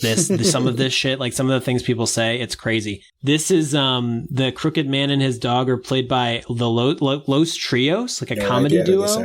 An Australian comedy duo. I watched some of the segments they've done for like Australian sketch TV. Mm-hmm. They're terrible. So boring and not makes sense funny at all. Based on this. Yeah. They come back and are much funnier, I would say. But here... I don't know about much funnier. Excuse me, their specialty is making us laugh, and they succeed. I don't know what's going on with these guys. The one thing I watched on the show, okay, so I'll say here, I don't know if you want to link to this or if it's just, it'll be a me thing, whatever. But I made basically like an annotated YouTube playlist of things, of like reference points for every single famous individual who shows up in this movie. And so I just kind of was trying to find something that would be like from around this, exactly, from around this time. So I just found like a random sketch, and it's the two of them like juggling pieces of bread, and the joke is that they can't juggle. They're bad at it. So they're just kind of like throwing bread at each other and stuff. And it's on some like Australian sketch show where like an Australian guy is talking to a big bird puppet, not like Big Bird, like a cheaper Big Bird. And it's so weird. But sounds great. They're not. They're not very funny. They're just not very. Yeah, funny. I did not. I was like, I don't want this man to be. They do like a Scooby Doo Doors thing, and I was like, that's terrible. I don't care about terrible. this. Very long. That stuff is literally never funny. I don't know what Benny Hill, is that the thing, the original like, possibly never ever funny. It's never funny on Scooby Doo. It's not funny here. It's never ever funny. I would if somebody could defy my proclamation and show me the one time this joke was ever funny, I demand, just show it to me. Let me see that it could be funny. I don't believe it's ever happened. I'm sorry I'm going so hard about this. I just hate it every single time I see it. Yeah, Jesus. It was a hell of a run there where I was already pretty out on a lot of this, and then this man showed up with his weird dog man, and then this was and I was like, oh man, like it's so funny to me how many less. I really took a lot of notes to start with, and then and then it just sort of wore me out watching that original cut, and so I have less and less notes. In the last like 40 minutes, I have like 5 lines of me just describing things that are happening. Like, so that's what all of my plot notes are. Yeah, just it says no color commentary, just like this happens and then this happens. But isn't it kind of crazy how like, well, when Rob and I watched this, and if Brian had watched this as a child, we would know exactly who the crooked man was, but it's not something I have heard of in 35 years. It's crazy like how locked in you are with all of this Mother Goose stuff, and then it just fell out. I just have, Brian, what you just said, there's nowhere else I could ever possibly imagine shouting this out, this like weird piece of lost fan lore that you just made me think of when you said I was already out on this and then I felt like I really couldn't watch this anymore. I just want to shout out, there's this amazing moment from like the midstream of when Lost was on, where you don't have to have watched Lost to understand this, but the actor Alan Dale, who plays like a central sort of sub-villain on Lost. He plays a guy, like an industrialist called Charles Widmore. He's like just a serious British guy. He's a rich guy. The actor was like interviewed at one point, like near the end of the show's run, like maybe the 3rd or 4th season, so like mid-run. And he was like, I got sick of following that show. It went through like a total lull in the scripts in the 3rd season. And he said, at that point, I felt like I had watched them wandering in a line through the forests, a bit sweaty for the 1000th time. I thought, I can't watch this anymore. Then out of the bushes came a black cloud, which grabbed a black man and threw him to the ground. And I thought, I definitely can't watch this anymore. And this quote was the obsession of like lost freaks like me on the private board that I kind of came up on. And we would just talk about it all. We would constantly, like when we were criticizing almost anything, would be like, and now I definitely can't watch this anymore. And you just made me think of it, and I just needed to shout it out. That's how I feel. That's how I felt watching Mother Goose Rock and Rhyme. Yeah, then exactly. they did a bird's eye view of a toy car driving around a road for the 1,000th time. Yeah. Yep. And I thought, I definitely can't watch this anymore. I have a note in here right around here, and I wrote, if I had seen this on TV in 1993, I would have flipped the channel so fast, my God. So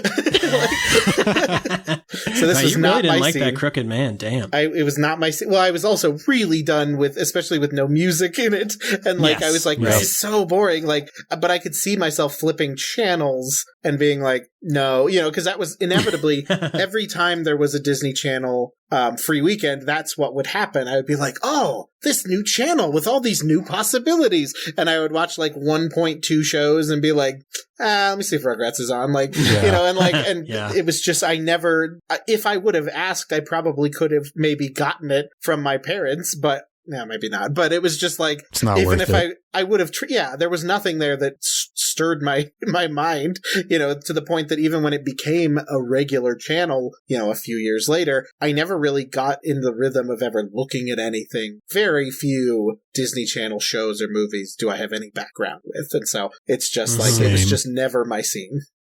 Crooked Man didn't actually kidnap Mother Goose. He just wanted money and chili dogs.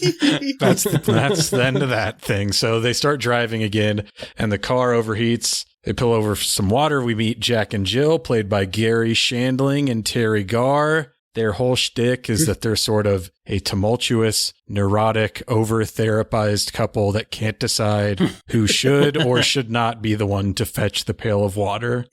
This sequence is much later in the other cut, because I had assumed that they had cut it all out, and I wrote like, oh my God, they cut that whole segment out, and then it shows up in the shorter version. It shows up after the Humpty Dumpty scene. The Humpty Dumpty scene happens, and then they do the little slot car thing, and then they're doing a Jack and Jill segment. I think it's mostly the same segment, but like it doesn't cut a lot of lines or anything. But it was just, I was like, oh, it's back here. Like, well, it's just and in it's a different incoherent in terms of the development of Gordon's character, which is very important, obviously, because Gordon has just in the shorter cut where they finally show up, he's just learned how to play. So why is he already so serious again? Whereas now, occurring much earlier, it makes a lot more sense. In terms of where Terry Garr and Gary Shandling were right now, Gary Shandling was mid whatever that one show was called. It's Gary Shandling Show, his first major show sitcom, which I've never seen either of his shows, this or Larry Sanders. I'm going to watch Larry Sanders soon, but I've never seen it. I definitely would like to see it. I watched a little bit of an episode of It's Gary Shandling Show from around now. It was kind of funny. He breaks the fourth wall a lot. It's fairly charming. Makes sense. Terry Garr, I mean, kind of an icon. Like she's given like amazing performances in movies by this point. She's been in Tootsie. She's been in Close Encounters. But right now I noticed she is in the middle of a run of movies with it. She's like the star or one of the main two stars. None of them exist. I'm going to name some titles. No one will ever have heard of these. Miracles, Full Moon in Blue Water, Out Cold, Let It Ride, Short Time, Waiting for the Light. Maybe you've heard of these. I had never heard of these before in my entire life. Some of them star like major, like I think Gene Hackman's the co-star on one of them. It's crazy. I've never heard of any of them. They all look terrible. And maybe they're good. It's possible. Even having gone through this era, I don't recognize any of these. These are big, like, if they came up in the box office game, I would lose my mind and want to throw my phone out. Out Cold sounds familiar, but that might also be a later movie called Out Cold about snowboarding. Yes. That is a much different film. Yes, that is snowboarding film. Yes. But I love Terry Garr. I wouldn't say is like an all-time crush, but she did definitely in their younger years, Young Frankenstein era. Absolutely. That's right. But also they both look like, they both look like they should be in the Beats from Doug, and so they are not. Oh, this yeah, is they not look either crazy. of them at their most attractive. That's a good call. Yeah, they have wild wigs and these like really weird like sweatsuits or something. They look like NASCAR. They look like like suits or racing something. leathers or something. It's really bizarre. I don't know, like. Oh, so why not take this opportunity to shout out that the costume design in this movie, which is as crazy as we're describing, is House of Field, the Patricia Field, who would eventually get an Oscar nomination for The Devil Wears Prada. She designed for Sex and the City around that same period. But she's known for like freaky fashion is what she called it. From around this time, she was like sort of a queer icon. I'm sure still is, but like especially in the 80s, she was responsible for lots of this kind of aesthetic we're talking about in terms of how it manifested in fashion. This kind of kitschy, vibrant, pastel, like all of this kind of crazy stuff we're seeing. She was like really, really keyed into, and she won an Emmy for this film. Oh, wow. For the costumes in this film. Wow. Like she won an Emmy. She got an Oscar nomination, didn't win, but she won an Emmy. Which is just wild. My wife said, she was like, I know I didn't know this, she said, because she absolutely would have dressed up like Bo Peep at some Halloween at some point, because it's such a distinctive outfit, and that's very much my wife's style as well.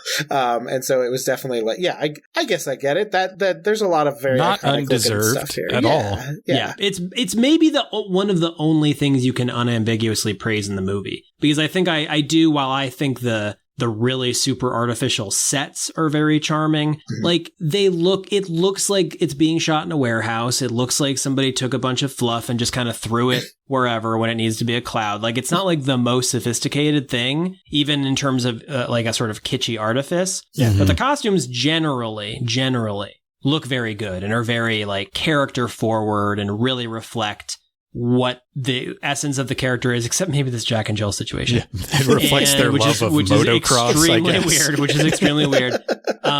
But yeah, so pretty cool.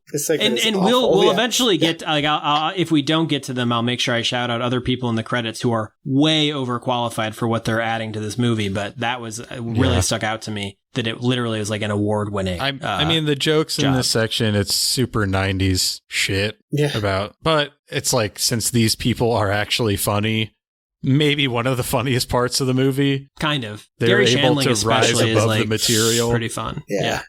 And finally, fucking 30 minutes after we first mentioned it, they get to Little Miss Muffets. That's right. Yeah. Which is not even really that important. She's played by Pia Zadora. Yes. Bo Peep and Gordon must artifact. shrink down to fit inside her home, wherein she serves them curds and whey. Itsy Bitsy shows up and scares her, and then begins to dance like an insane person. This rocks, in my opinion. Yeah.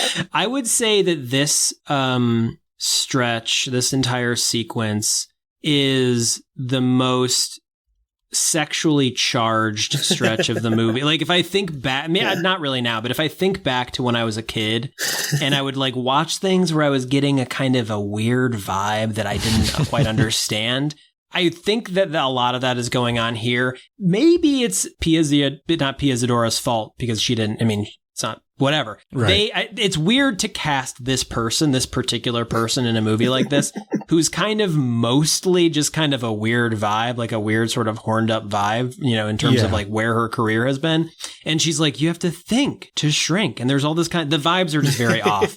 And then especially strange when Itsy Bitsy Spider shows up and she becomes like a sexy lady dancing behind a transparent wall.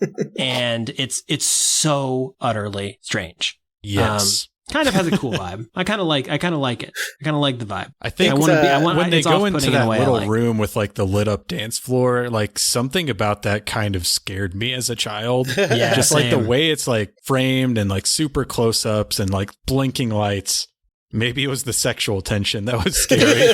But I think it was. I think it is. I think it's like it's gone when you're an adult, but as a kid, I think it's somehow there. And like the thing is, when they shrink down, like their clothes are giant, so they're also like overflowed by their clothes, which is also kind of weird. It's just all the vibes are very off in this scene in a way I like. Yeah, this was kind of where I was really tipping out of it, because now we're getting it. Like Pia Zadora, I find it fascinating because Pia Zadora as a cultural artifact is very strange, in the sense of she was kind of in that like almost a Paris Hilton sort of zone where she was like overexposed in a way that got backlash, that people were like, she became a shorthand joke because she was a lady like kind of similar to like a Marion Davies. Like Marion Davies is much more talented than Pia Zadora, but like in the silent era, that they used for Citizen Kane, Pia Zadora had married this like Israeli financier who was really way older and did this very Charles Foster Kane thing. He was putting her in these like vanity projects and she was not a good actress. And so she became, there was an infamous thing where she won a Golden Globe for best new artist or best new actress or whatever, because the Golden Globes are real corrupt kind of things. And so they were very swayed, but she won a Razzie at the same time for the same role. And so it became this cultural joke that they were putting this woman out there that did not deserve it. That was, and so it became just shorthand for like that sort of like dumb starlet who's bad at this. And so it was wild to see her here because I don't have a lot of direct experience with Pia Zadora. I mostly know her from this. Honestly, the only film that I've seen with Pia Zadora in it is Santa Claus Conquers the Martians, which she was in when she was like 6. Right. And so, but I just found it fascinating. And that's pretty much the last time I took more than a sentence worth of notes for anything that happened in this film. So we can just go through the rest of this real quick, boys. And I was kidding. Yeah, so I do have to say, so I'd never heard of this movie before reading about Pia Zadora, but the movie you're talking about that she won a Golden Globe and a Razzie for is called Butterfly from 1981. Stars Stacy Keach and her. It financed, like you said, by her Israeli husband. Also features a turn from Orson Welles, and he's in the trailer. It's very strange. And it's about this, like, whatever, ambiguously aged, like maybe older teenager, maybe not, I don't know, woman who shows up on Stacy Keach's doorstep being like, oh, I'm your daughter. I'm your long lost daughter. And then there's like steamy, sexually charged like conflict about whether or not he's going to like sort of consummate a relationship with this daughter he's never met. That's like what this movie is about. It's like a pot boiler or whatever. It sounds very not my vibe, not my tempo. Yeah, he told me it was very me-coded, which I think is true. It's very sort of like rancid, like just poison shit. In case you want to know how much they're relying on her acting talent, the poster for the movie is her in a completely see-through jumper that you can see both her nipples and her pubic hair. Like, that's the main poster for the film. Like, they're like, here's what we have to offer. And it's just like, I should see it at some point just for the rancid vibes. But yeah. But she was, I was like, oh shit, like that's a very, I'm surprised she didn't turn up in like a lot of John Waters. That feels like somebody he would have reclaimed. Yeah. Well, I think she's in Hairspray, actually, I think about it. Yeah, I just realized, I was like, wait a damn second. There you go. Yeah, she is in Hairspray. She's not in it much, but she's in it. I probably have seen her. She's apparently in Troop Beverly Hills with the other Shelley, so I think I saw that a fair bit as a kid, but... So, yeah, she doesn't make much of an impact, but she has a fascinating history. So, yeah. Itsy Bitsy tells them that aliens from outer space in the form of a pair of giant hands came down from the sky and grabbed Mother Goose. And then Bo Peep connects some dots that aren't there. And she's just like, maybe outer space is actually the real world. They also, I wanted to say, in the shorter cut, they cut out a lot of the characters disappearing, which is like a major plot point. Not that the film has any major plot points, but it. I noticed in there, because in the longer cut, most of those characters, like you see Mary and the Lamb like disappear after they're seen. They like vanish in the same way of like the book thing. Mm-hmm. Where in the shorter TV cut, they just don't do it. And then the first person to vanish, I think, is like the guy at the newspaper thing. Like that's the first guy you see vanish. But in the longer cut, a bunch of them vanish. So it's just a weird thing to cut. What do you do when there are aliens? You simply must visit Little Richard.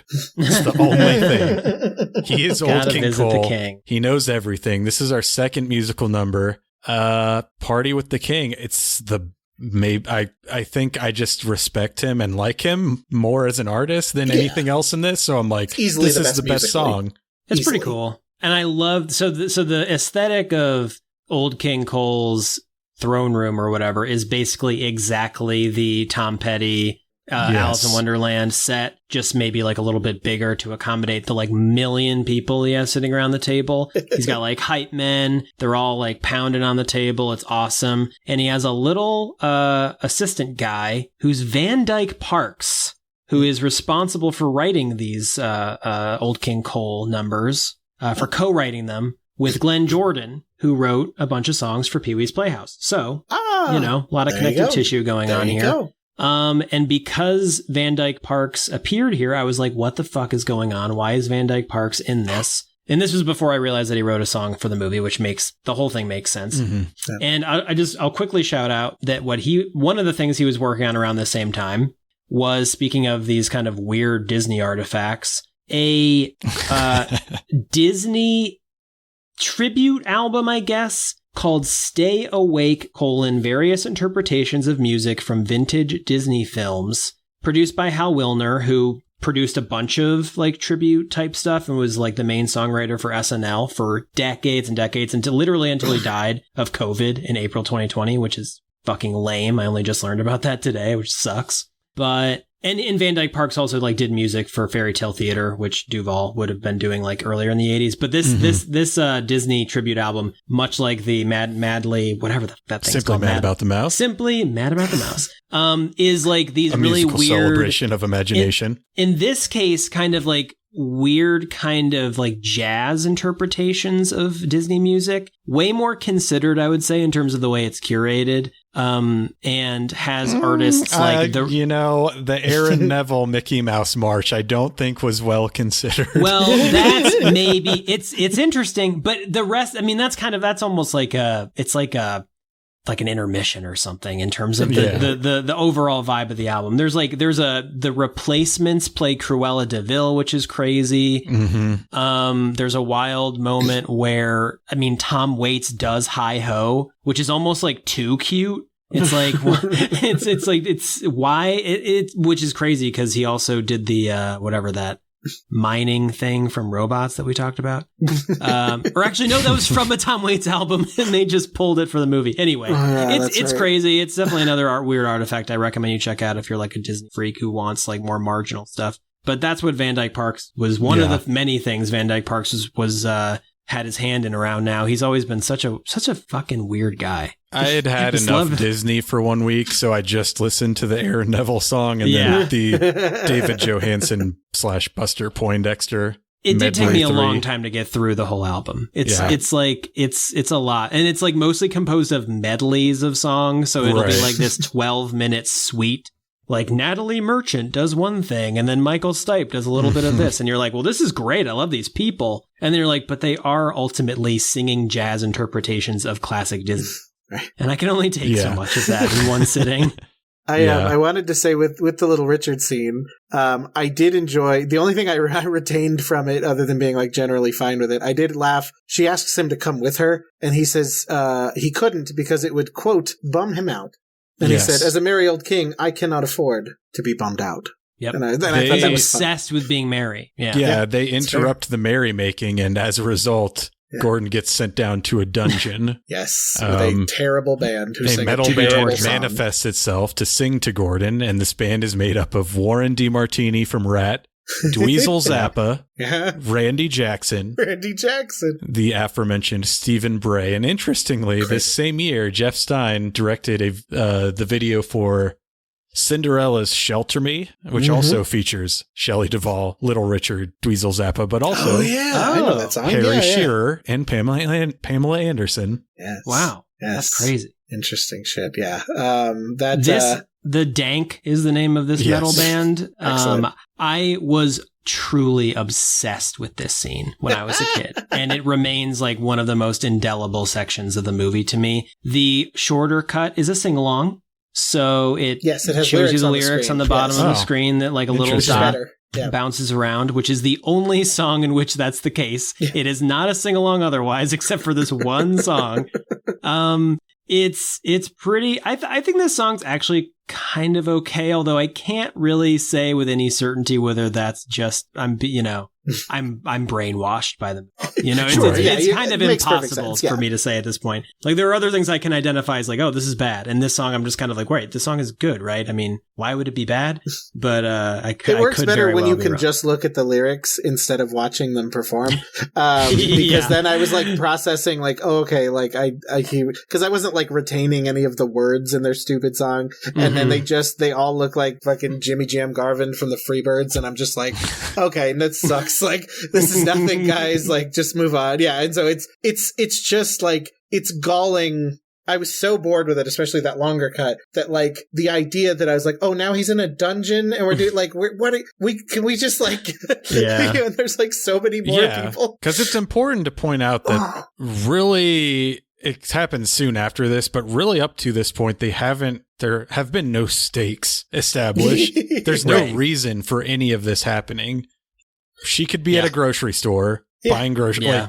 Right. And it's so long. It's so long, but yeah, it's punishing. You know, the king tells Bo Peep that Mother Goose couldn't possibly be missing because if she weren't in Rhymeland, people would be disappearing. And since no one's disappearing, obviously she's here. But what happens at this very moment, guys? People start disappearing in his court. Exactly. And he doesn't like it. So, he does this really high-pitched little like squeak sound about each one that disappears. Pretty good. An hour into the film, it has finally justified its existence. Yeah, now there's a plot. I was going to say, I was hoping that you had an answer for that, Rob, because I was like, I don't know. I don't remember. Like, oh no, what does happen now? Well, what happens now is two freaks tickle Gordon until he's not a stuck-up asshole anymore, except he is. So this is where Los Trios come back.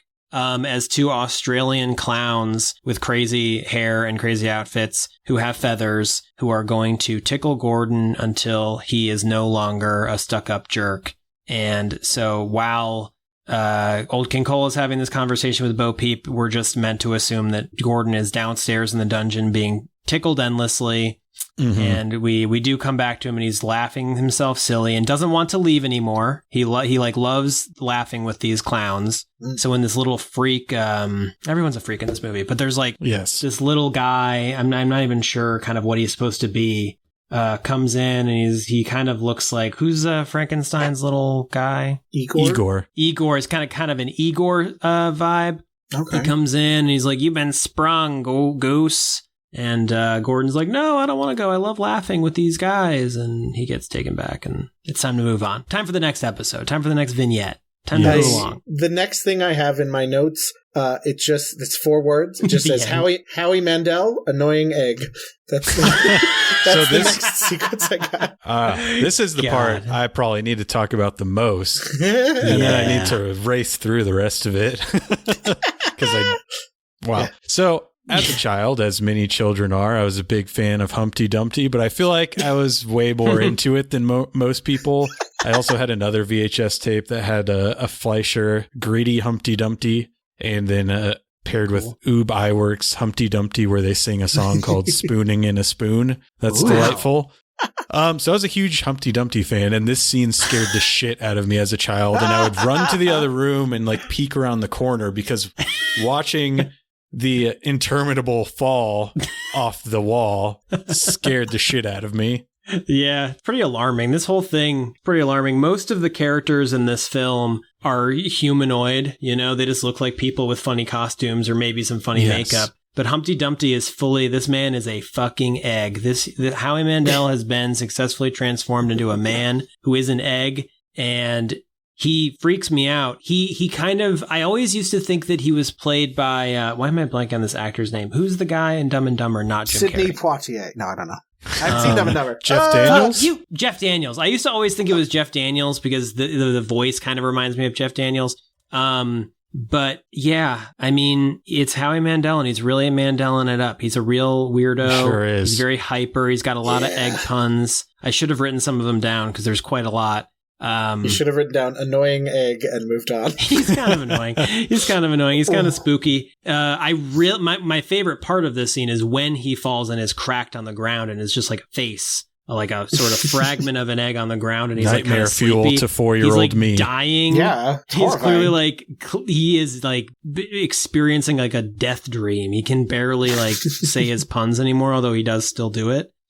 And then a funny bit, all the king's horses and all the king's men show up. It's one guy and one horse. Yeah. And he said like budget cuts or something like that, which is kind of funny. This actor is John Santucci, who plays Paulie Taglia on Crime Story. So this is just the weird Italian mobster guy who got brought in by Stein from his work on Crime Story. This guy's crazy though, because he was in Thief, Crime Story, Miami Vice, and LA Takedown. He was like an actual jewel thief. This is one of those guys that man would grab, who was like an actual criminal, and he'd be like, come in and tell me about how you do jewel thief stuff, but then also be in the movie. That's just this guy. And now he's just all the king's horses and fucking Mother Goose rock and rhyme. Crazy. I love it. It's insane. My next note, it says, they made Brian Setzer a cat. Sure. So yeah, that's so they that's they what end up at you're kind of in the bar right spot. owned by Georgie Porgy, who is Art Garfunkel, and the house band is the Stray Cats. And everyone in this bar is wearing a supremely unsettling mask. They all look like the quote unquote unique individuals from Basket Case 2, for anyone that's seen that. This is all just so they can go to a private detective agency above this bar, run by three blind mice, all played by Bobby Brown. And there's not a song. There's just a lackluster dance. It's kind of like, it's Hop to It. It's like a variation of Hop to It, but with like the Three Blind Mice song is sort of interpolated into it. With a little New Jack swing for good measure. Yeah, and they dance on the table. I love this scene. It's one of my favorites. Sometimes I'll just watch this scene in isolation. I did write in this scene, like, I wrote, it feels like there was a very narrow window that Bobby Brown could appear in a children's entertainment. Because this was like right around, because I remember I remember there was a big controversy that he was on tour and he was doing a bunch of like simulated sex acts on his tour every night. And people were like, there was a big controversy about it. And then like, obviously he started getting into drug use and fighting people. And like, it was like, there was like a 3-month window where you could be like, what if we had Bobby Brown in this children's film? Yeah. And so they fit him in. He's in there. What's funny though, is that he seems to be the artist who's maybe at his peak popularity right now, like when this movie came out, compared to everybody else. Like Paul Simon's kind of debatable. Debbie Harry's kind of debatable. But like some of these people, like they kind of had more success earlier in the 80s, or they'll have a little bit more success later. But he is like right in the pocket, Bobby Brown, in this moment. Yeah. And he keeps taking his fucking costume off. They're almost like, you guys want to make sure you see that this is Bobby Brown, right? Because he's got like sunglasses, a little rat nose, and a mustache, and his hat, which has mouse ears. And he keeps like doing a little spin and then taking the hat and the glasses off so you can see, hey, I'm Bobby Brown. I'm quite a handsome man. It's so strange. I love this scene though. I think it's so fun. Yeah, I did. This was another one that I remembered being in the movie. So I was kind of like, it's weird that I remember that because it's 45 seconds long. Yeah, it's quite short. But it changes so much in the aesthetic of it because it's in black and white. Right. Because it's this like, suddenly we're doing this like noir thing for a minute. That like, it makes sense that like, you're like, oh, okay, well that stuck out to me because visually your brain just, you're just like, well, I remember that. Like, yeah. And so, yeah, absolutely. So they hit the road again. They find Simple Simon, played by Paul Simon, hitchhiking on the side of the road, and they decide to pick him up. And then they drop him off, and he disappears right before their eyes. And he's pretty funny. The joke is that he's simple, which means he's a little bit slow. Yeah. And he can't remember anything. Like, he'll be mid-conversation and have forgotten the last thing that they asked him, or he doesn't remember whether he's coming or going. It's kind of his whole funny bit. I don't know you well enough, Rob, to know if you're being sarcastic or facetious. Every time you say it's pretty funny. I'm like, always assume that he is being true. Like, it's in Brian's cadence. Funny. It's I think some of it's really funny, like actually funny, and some of it is like, oh, this is supposed to be funny. I think his performance is legitimately funny. I think he's bringing like a kind of he is actually, like some of these people, like Cyndi Lauper we talked about, are coming in and they're just doing their thing. Yeah. Paul Simon is actually sort of trying to give a bit of a performance here, and I think it kind of works. Like his kind of empty-headedness is sort of palpable, and it is, while it's kind of annoying, like a lot of the characters in this movie are annoying, that he can't remember anything and he doesn't know where he's going. It is kind of like, oh, I don't know, like his kind of sing-songy little weird way of communicating is kind of amusing. It is a crazy time for Paul Simon. This is right between Graceland and Rhythm of the Saints, so he is in maybe one of his most aesthetically, creatively fulfilling moments of his career. But this is right before The Obvious Child comes out, which is an excellent song. Yes. Listen to that song today, just kind of getting like the where Paul Simon is in this moment, and you're like, God damn, this song is a fucking banger. And it's crazy. He's just like in this movie. The only 2 notes I took for this sequence, I wrote, can't believe he'd agree to be called just a little guy so much. Because they're like, it's just a little guy, and then he looks stupid in his little outfit. And also I just wrote, I think they're asking too much dialogue from him. I mean, Art Garfunkel, who was Georgie Porgy in the last scene, nearly at the apex in his career when he's Julian Sand's best friend in Boxing Helena 3 years after this. Oh, wow. Yeah.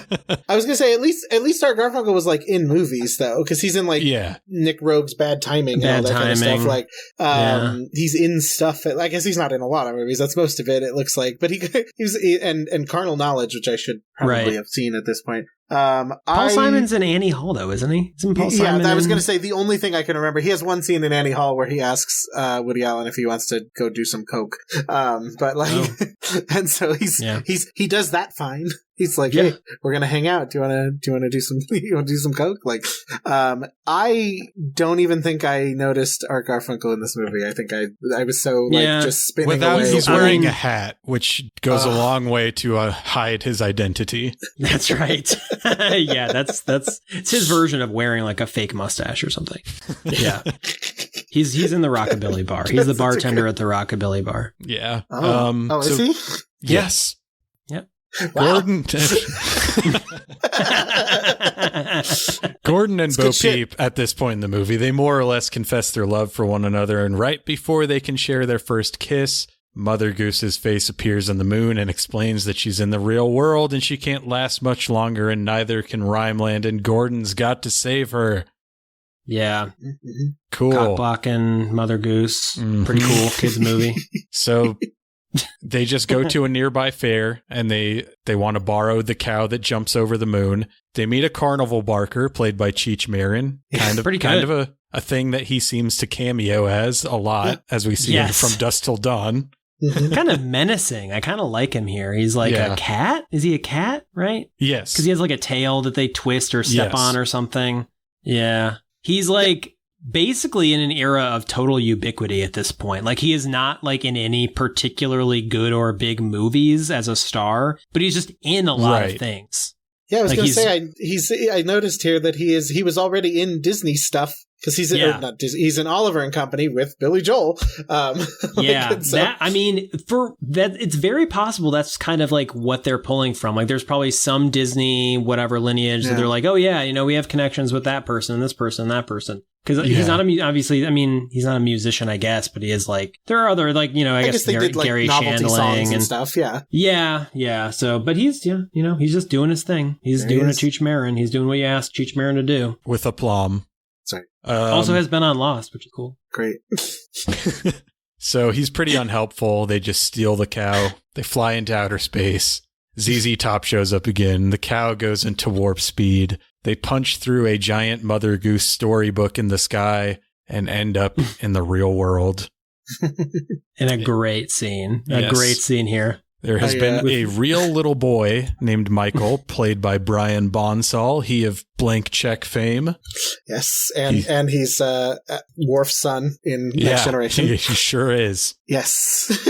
And he's exactly the same vibe here. He's not great at at acting. Not good at acting. Generally, not great in any of that. I haven't seen Blank Check in a long time, but just generally, he doesn't like acquit himself super well as Alexander in Next Generation. Like he does.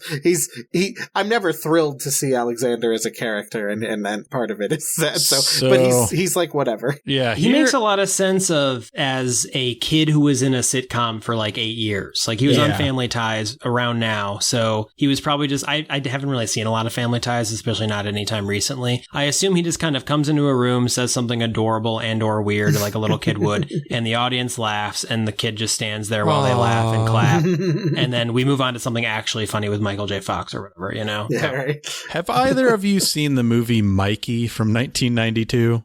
I've not. This is another Brian Bonsall vehicle, and this is where my fucked up fan theory about Mother Goose Rockin' Rhyme comes in, and that it's a prequel to the movie Mikey, where Brian Bonsall also plays a character named Mikey. He's Michael in this, and it's about a boy named Mikey who murders his foster family and sort of becomes an adopted child Black Widow, moving from family to family, killing them. And I believe that the Michael from Mother Goose Rockin' Rhyme and the Mikey from Mikey are the same character.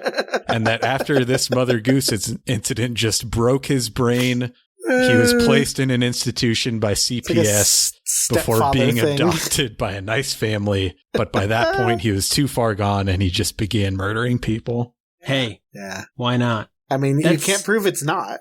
It's the same. You can't prove it's not. It's really funny because he seems like he just kind of has a dark pall, following him across his career. This kid, whatever his name was again, Brian Bonsall. He's also in this movie that I sent to Brian earlier today called "Do You Know the Muffin Man?" I've seen it. You've seen "Do You Know the Muffin Man?" Which is also quite dark. Sounds quite dark. A TV movie about daycare sex abuse. And it's part of the Mother Goose Rockin' Rhyme universe along with Mikey.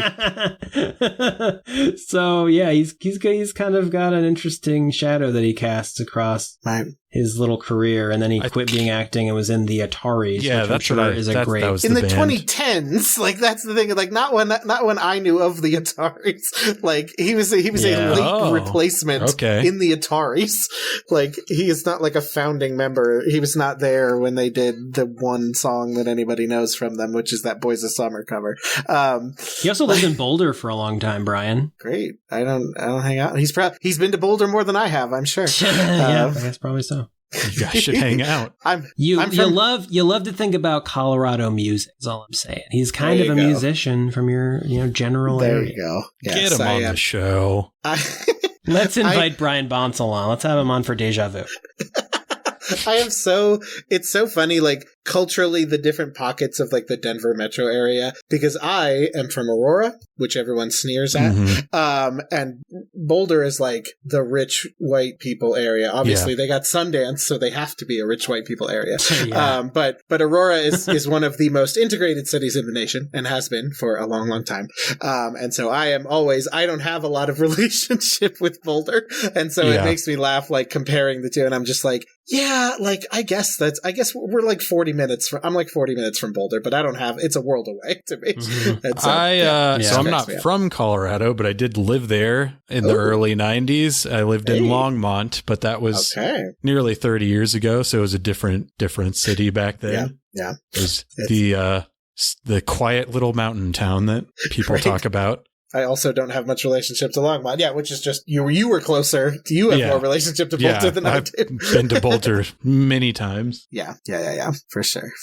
I'm on the other side of town. But back to this, they're like, oh, we got to go back. They go back to the house. Gordon was the first Rhymy. Bo Peep and Gordon love each other. Hop to at the end. Wow, you are flying past the reveal that Gordon Goose is not actually Mother Goose's human son, but is indeed the very first Rhymy whose rhyme is so bad that she lied and just said that he was her son. Mm-hmm. I can't believe you would just fly right over that lore drop. I also ran out of notes a bit ago. I don't have any more notes. What's so funny is that, like, she would have had to if he was the first person she invented, did she just live in this universe so totally solitary? Like people say, like, there are those whose conceptions of the divine form are this kind of all-knowing presence who just needed there to be another. They needed to have some other entity to interact with. And so she creates Gordon with this awful rhyme and is like, it's so similar to our typical kind of, mythological stories of God and God's offspring who are at war with their entire orientation towards the world, Gordon. Yeah, I mean, if we assume he's like all the other rhymies, she wrote it and he just came out as 35-year-old piece of shit Gordon. So, although he is said to have gone to college, to Aesop's Academy, which is why he's such serious business now, because it's so, it's a funny little joke about our old stories. Like Mother Goose is very fun and Aesop is so dogmatic and Kantian or whatever. Anyway, good movie. Yeah, man. So thoughts, gentlemen? So the credits roll on this bad boy and I'm like, this movie's not very good, but right. But I still enjoy it. I still think it's a relatively interesting time. And I think, I don't really know who any of these creatives are involved in this. Like I did my homework about Jeff Stein, but I don't know who any of these other people are. So one of the first people credited is the choreographer. His name is Vincent Patterson. Who's Vincent Patterson? What's the deal with the person who choreographed all the lovely dance numbers throughout this film? He choreographed and directed the musical sequences from Dancer in the Dark, most importantly. The thing that really stuck out to me, one of my all-time favorite movies. He choreographed for Michael Jackson. He choreographed for Madonna, around right now, right? The same period. And he choreographed just a number of other examples, but he choreographed for The Birdcage, which has some very fun choreography in it. And for Mike Nichols, a lot. He choreographed Closer, which I assume must just be like Natalie Portman scenes or whatever have choreography in them. So a very interesting guy. Very just wild, like that he would be involved in this at all. And it does not, aside from like the Three Blind Mice number, I don't really remember a lot of dancing in this movie. Casting for this film. Interesting. Shelley Duvall. Okay, fair enough. It's basically just like all of her friends. And she called them all up. And then there's another person named Annette Stutzman. So I was like, oh, okay, they're credited together. So Annette Stutzman must be like the actual casting director. She's like, that's her career. And Duvall just kind of helped out. No, Annette Stutzman is a TV horror host with no further casting credit to her name. So Shelley Duvall probably has more experience casting than Annette Stutzman. Interesting. But makes a lot of sense that a TV horror host would be able to bring some of these folks through. Costume design, we talked about Patricia Field, who won an Emmy. And the makeup is Steve Laporte, who wasn't the lead makeup on all these films, but who did makeup work on Lost Boys, Beetlejuice, Edward Scissorhands, Terminator 2, Hocus Pocus, and Addams Family Values. So he has like a little bit of Disney, a little bit of not Disney, a little bit of Burton, which you could see some Burton. The Kitsch, the Pee-wee, all that stuff's obviously like in the soup here. So it's just like that. Those are all the people that stuck out to me. I'm just amazed by the wealth of talent from before and after, this film would have come out, and it all going to something so frothy and silly and stupid and pointless. It truly is just like what's amazing is that like what I think we're kind of, it's hard to say that we're missing things like this now because I think that there's such a glut of media everywhere that we're getting probably like an overabundance of things like this, and we just don't watch them because we're not children and because they don't have the same sort of tactile appeal that they would have in the early 90s. And do we have the same like level of talent working on those things? I guess I don't know again, but still, it's just crazy to think about like this stew all kind of coalescing on, it's a movie about Mother Goose going missing and Bo Peep and her dork son have to find her, and they go on a little, quasi journey. Like they basically go nowhere. There's no stakes. There's no like, no matter what you can say, you can't say that it's not a crackerjack plot. Super duper focused. It's basically David Mamet. Like, right.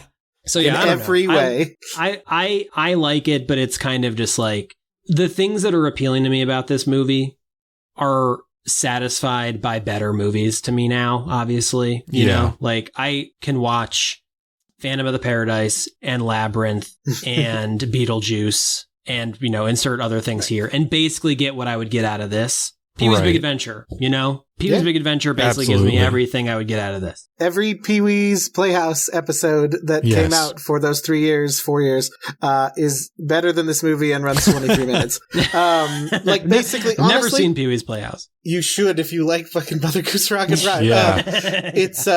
It definitely. If this movie was the length of simply Mad About the Mouse, I would have looked upon it a lot more favorably. Because that movie, that thing is 35 minutes long. And so we watched it and it was over and we were like, yeah, pretty fun. This thing, especially in the DVD cut that's an hour and 40 whatever minutes, is interminable. Like it is so with no music and all of these, there's no plot, there's no soundtrack, nothing is propelling the narrative forward. Nothing. We're just stuck watching this bullshit. And occasionally someone famous shows up and we're like, oh, there's them. And then we go back to sleep. And so it's like, I can absolutely see this being something that was, important aesthetically in sort of the back recesses of your mind, as a 4-year-old. But also I think it makes perfect sense that as a 4-year-old, you would come in and out of this. You would not be like rapturously, you are playing with blocks over here, and then Little Richard shows up yelling, and you're like, oh, the king, it's perfect for that. It's perfect for flagging attention spans that are stuck there.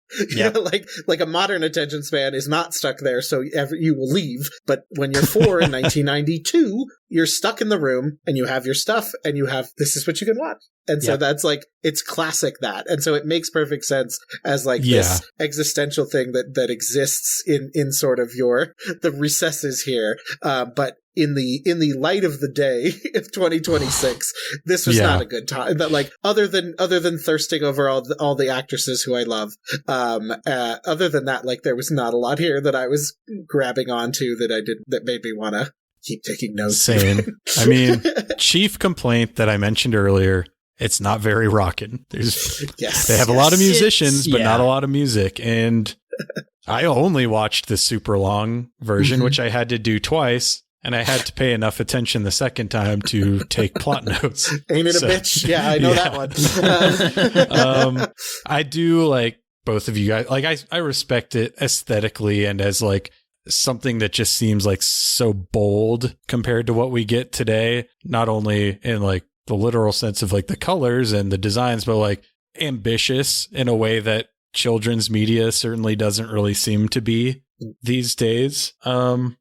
I can't really say that I like it, but it is interesting. And so, Robin, your review on Letterboxd, you said, my instinct tells me that nostalgia is the strongest appeal this movie has left, which is a conflicted feeling for me in a time of my life where I feel pulled by various layers of nostalgia in so many directions, unsure of how much what I enjoy is authentic and new, and how much is a sign that I'm getting older and less engaged by the new, unusual, and contemporary. And I think that's very well put. Wow. And I wish it's something that other millennials would examine in their own taste.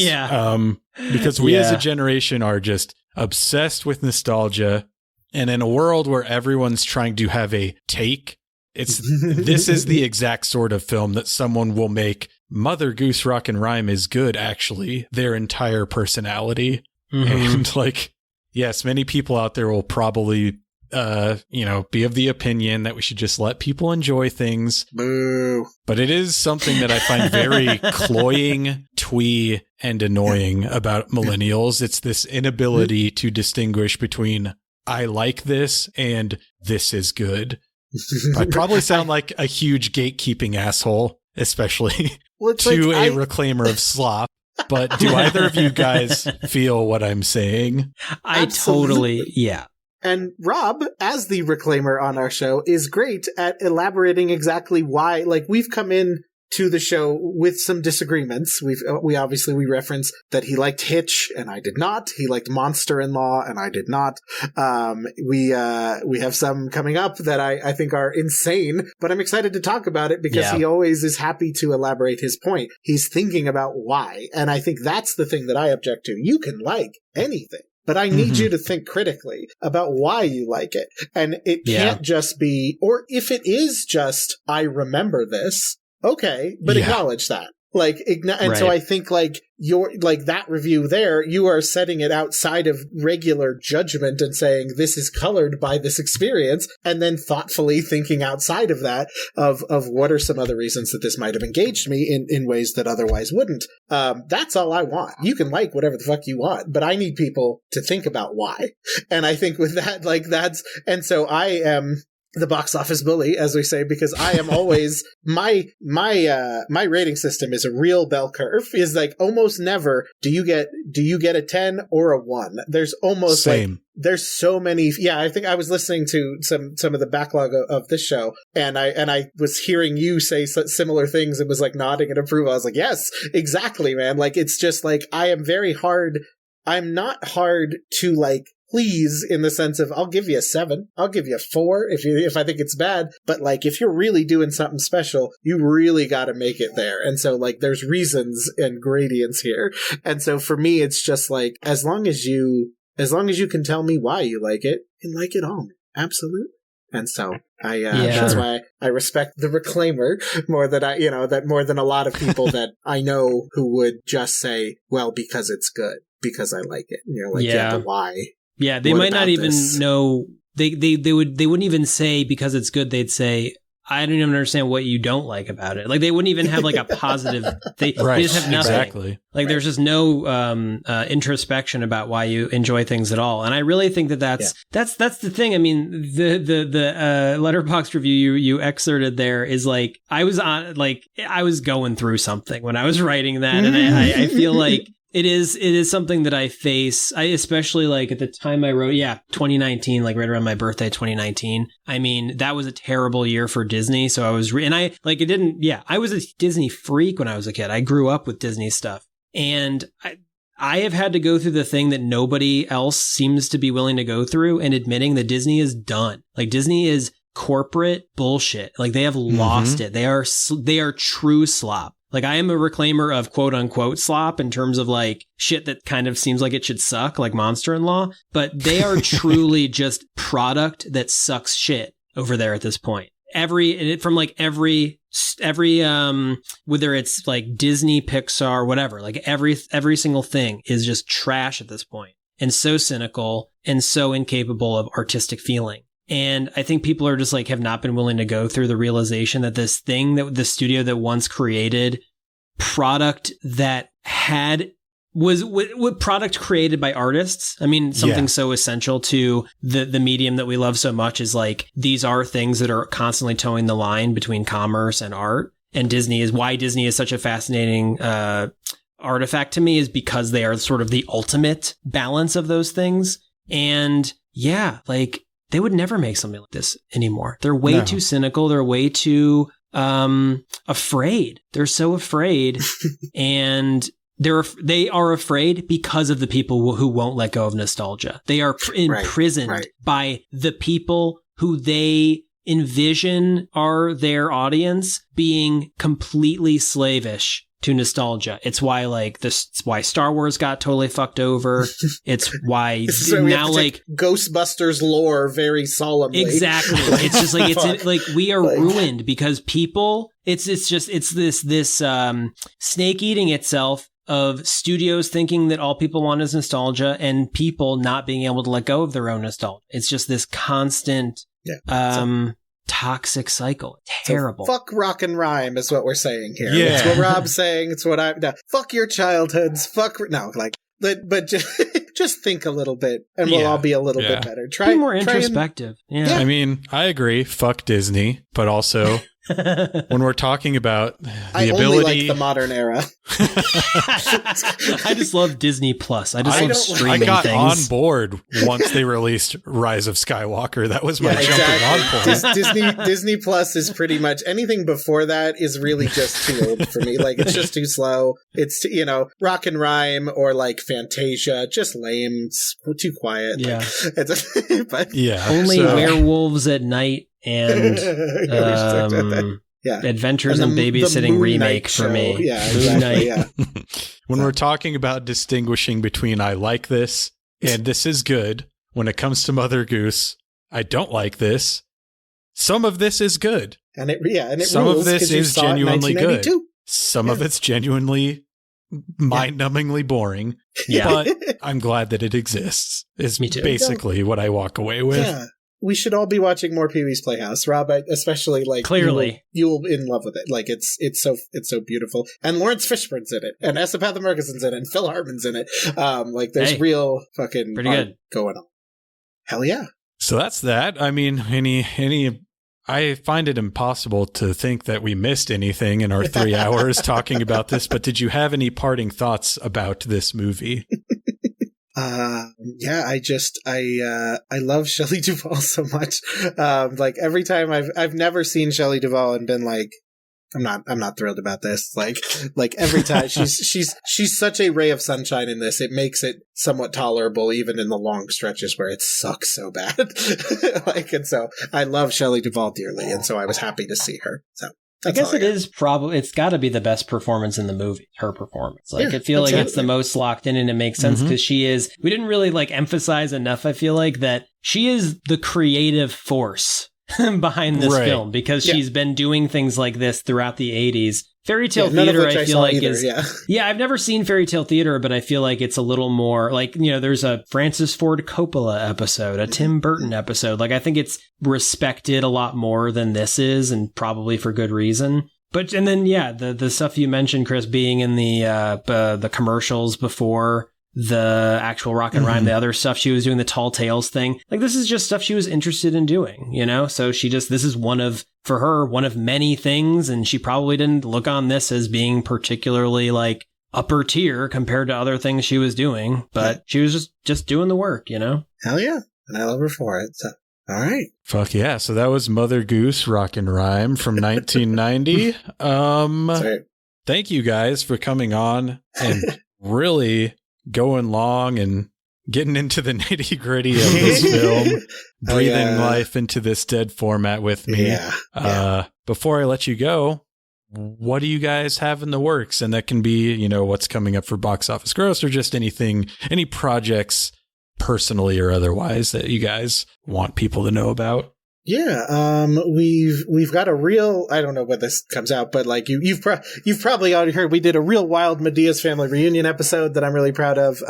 We got some coming up that are probably out by now, but we have other forgotten things like 8 Below, which is a survival dogs movie, and Failure to Launch, which is a awesome going to be movie. one of those contentious discussions between Saw Rob it in and I. theaters. Fuck Sick me. movie.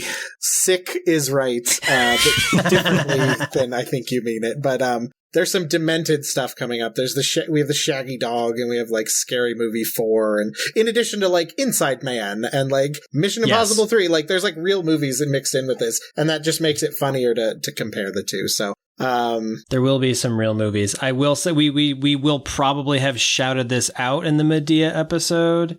I think we do shout it out in the Medea episode, but we will have a special episode soon. I'm not sure exactly when, about Clerks 2. Yes. I will have said in that episode that I was about to do this, but I have done it. I went to New Jersey. I went to Kevin Smith's theater. I saw Clerks 2 stop start screening hosted by him and Brian O'Halloran. Attended the whole 5-hour occasion, met him. I'm going to write about it. So, I guess if you want to link to my fucking Substack, Absolutely. People are losing their minds about Substack. So I'm like, should I go back to Medium or something? Whatever the case, my writing is available out in the world, if you want to read it or not. So I'll write about this experience. We will also be doing an episode about Clerks 2 where I will also talk about the experience. And yeah, there's stuff out. We're both out there in the world. Brian's also got a channel where he covers every Dreamcast game that I'm trying to get back to. Plugging but we'll away see what at happens. Yes, we should plug it wherever we can. It's a great series of videos. I got 90 He's very episodes, good at it. 91 episodes, or something like that. So I do also make I make videos and films. Those are on my YouTube. If you want to check them out, they're like video art esque. And and just for my interest, it looks like the Nuggets might be losing in double overtime tonight. So we'll see how that goes. But go Nuggets. We'll see how that goes. But yeah. And you can find us on Blue Sky. I'm Worms Green Realm. Yeah, we're all over the place. But yes, let's. Well, I'm sure we'll be back on the show with something much less Brian's disreputable. like, get me the fuck off this Zoom I gotta call. go, y'all. You all, I love you dearly. Keep rocking. So keep much rhyming. for no hard out. Have a wonderful. Yeah, I would say this is a pretty soft out. Y'all have a wonderful evening. Bye, Brian. Yeah, so Big Let's just keep smooches. going, Chris. Yeah, you Let's guys just can keep will. going. We I'm gonna will. go eat let's, some chicken. let's- See you, let's keep Brian. going. Brian's going to Deuces. eat some chicken. Bye. On behalf of Brian and Rob, I'm Chris, and this has been another episode of Dead Formats. So, see you later. On the next episode of Dead Formats, we'll be joined by Dan from TYTD Reviews and Triv from Trivial Theater to discuss a Swedish television program from the 1970s. Here's a hint.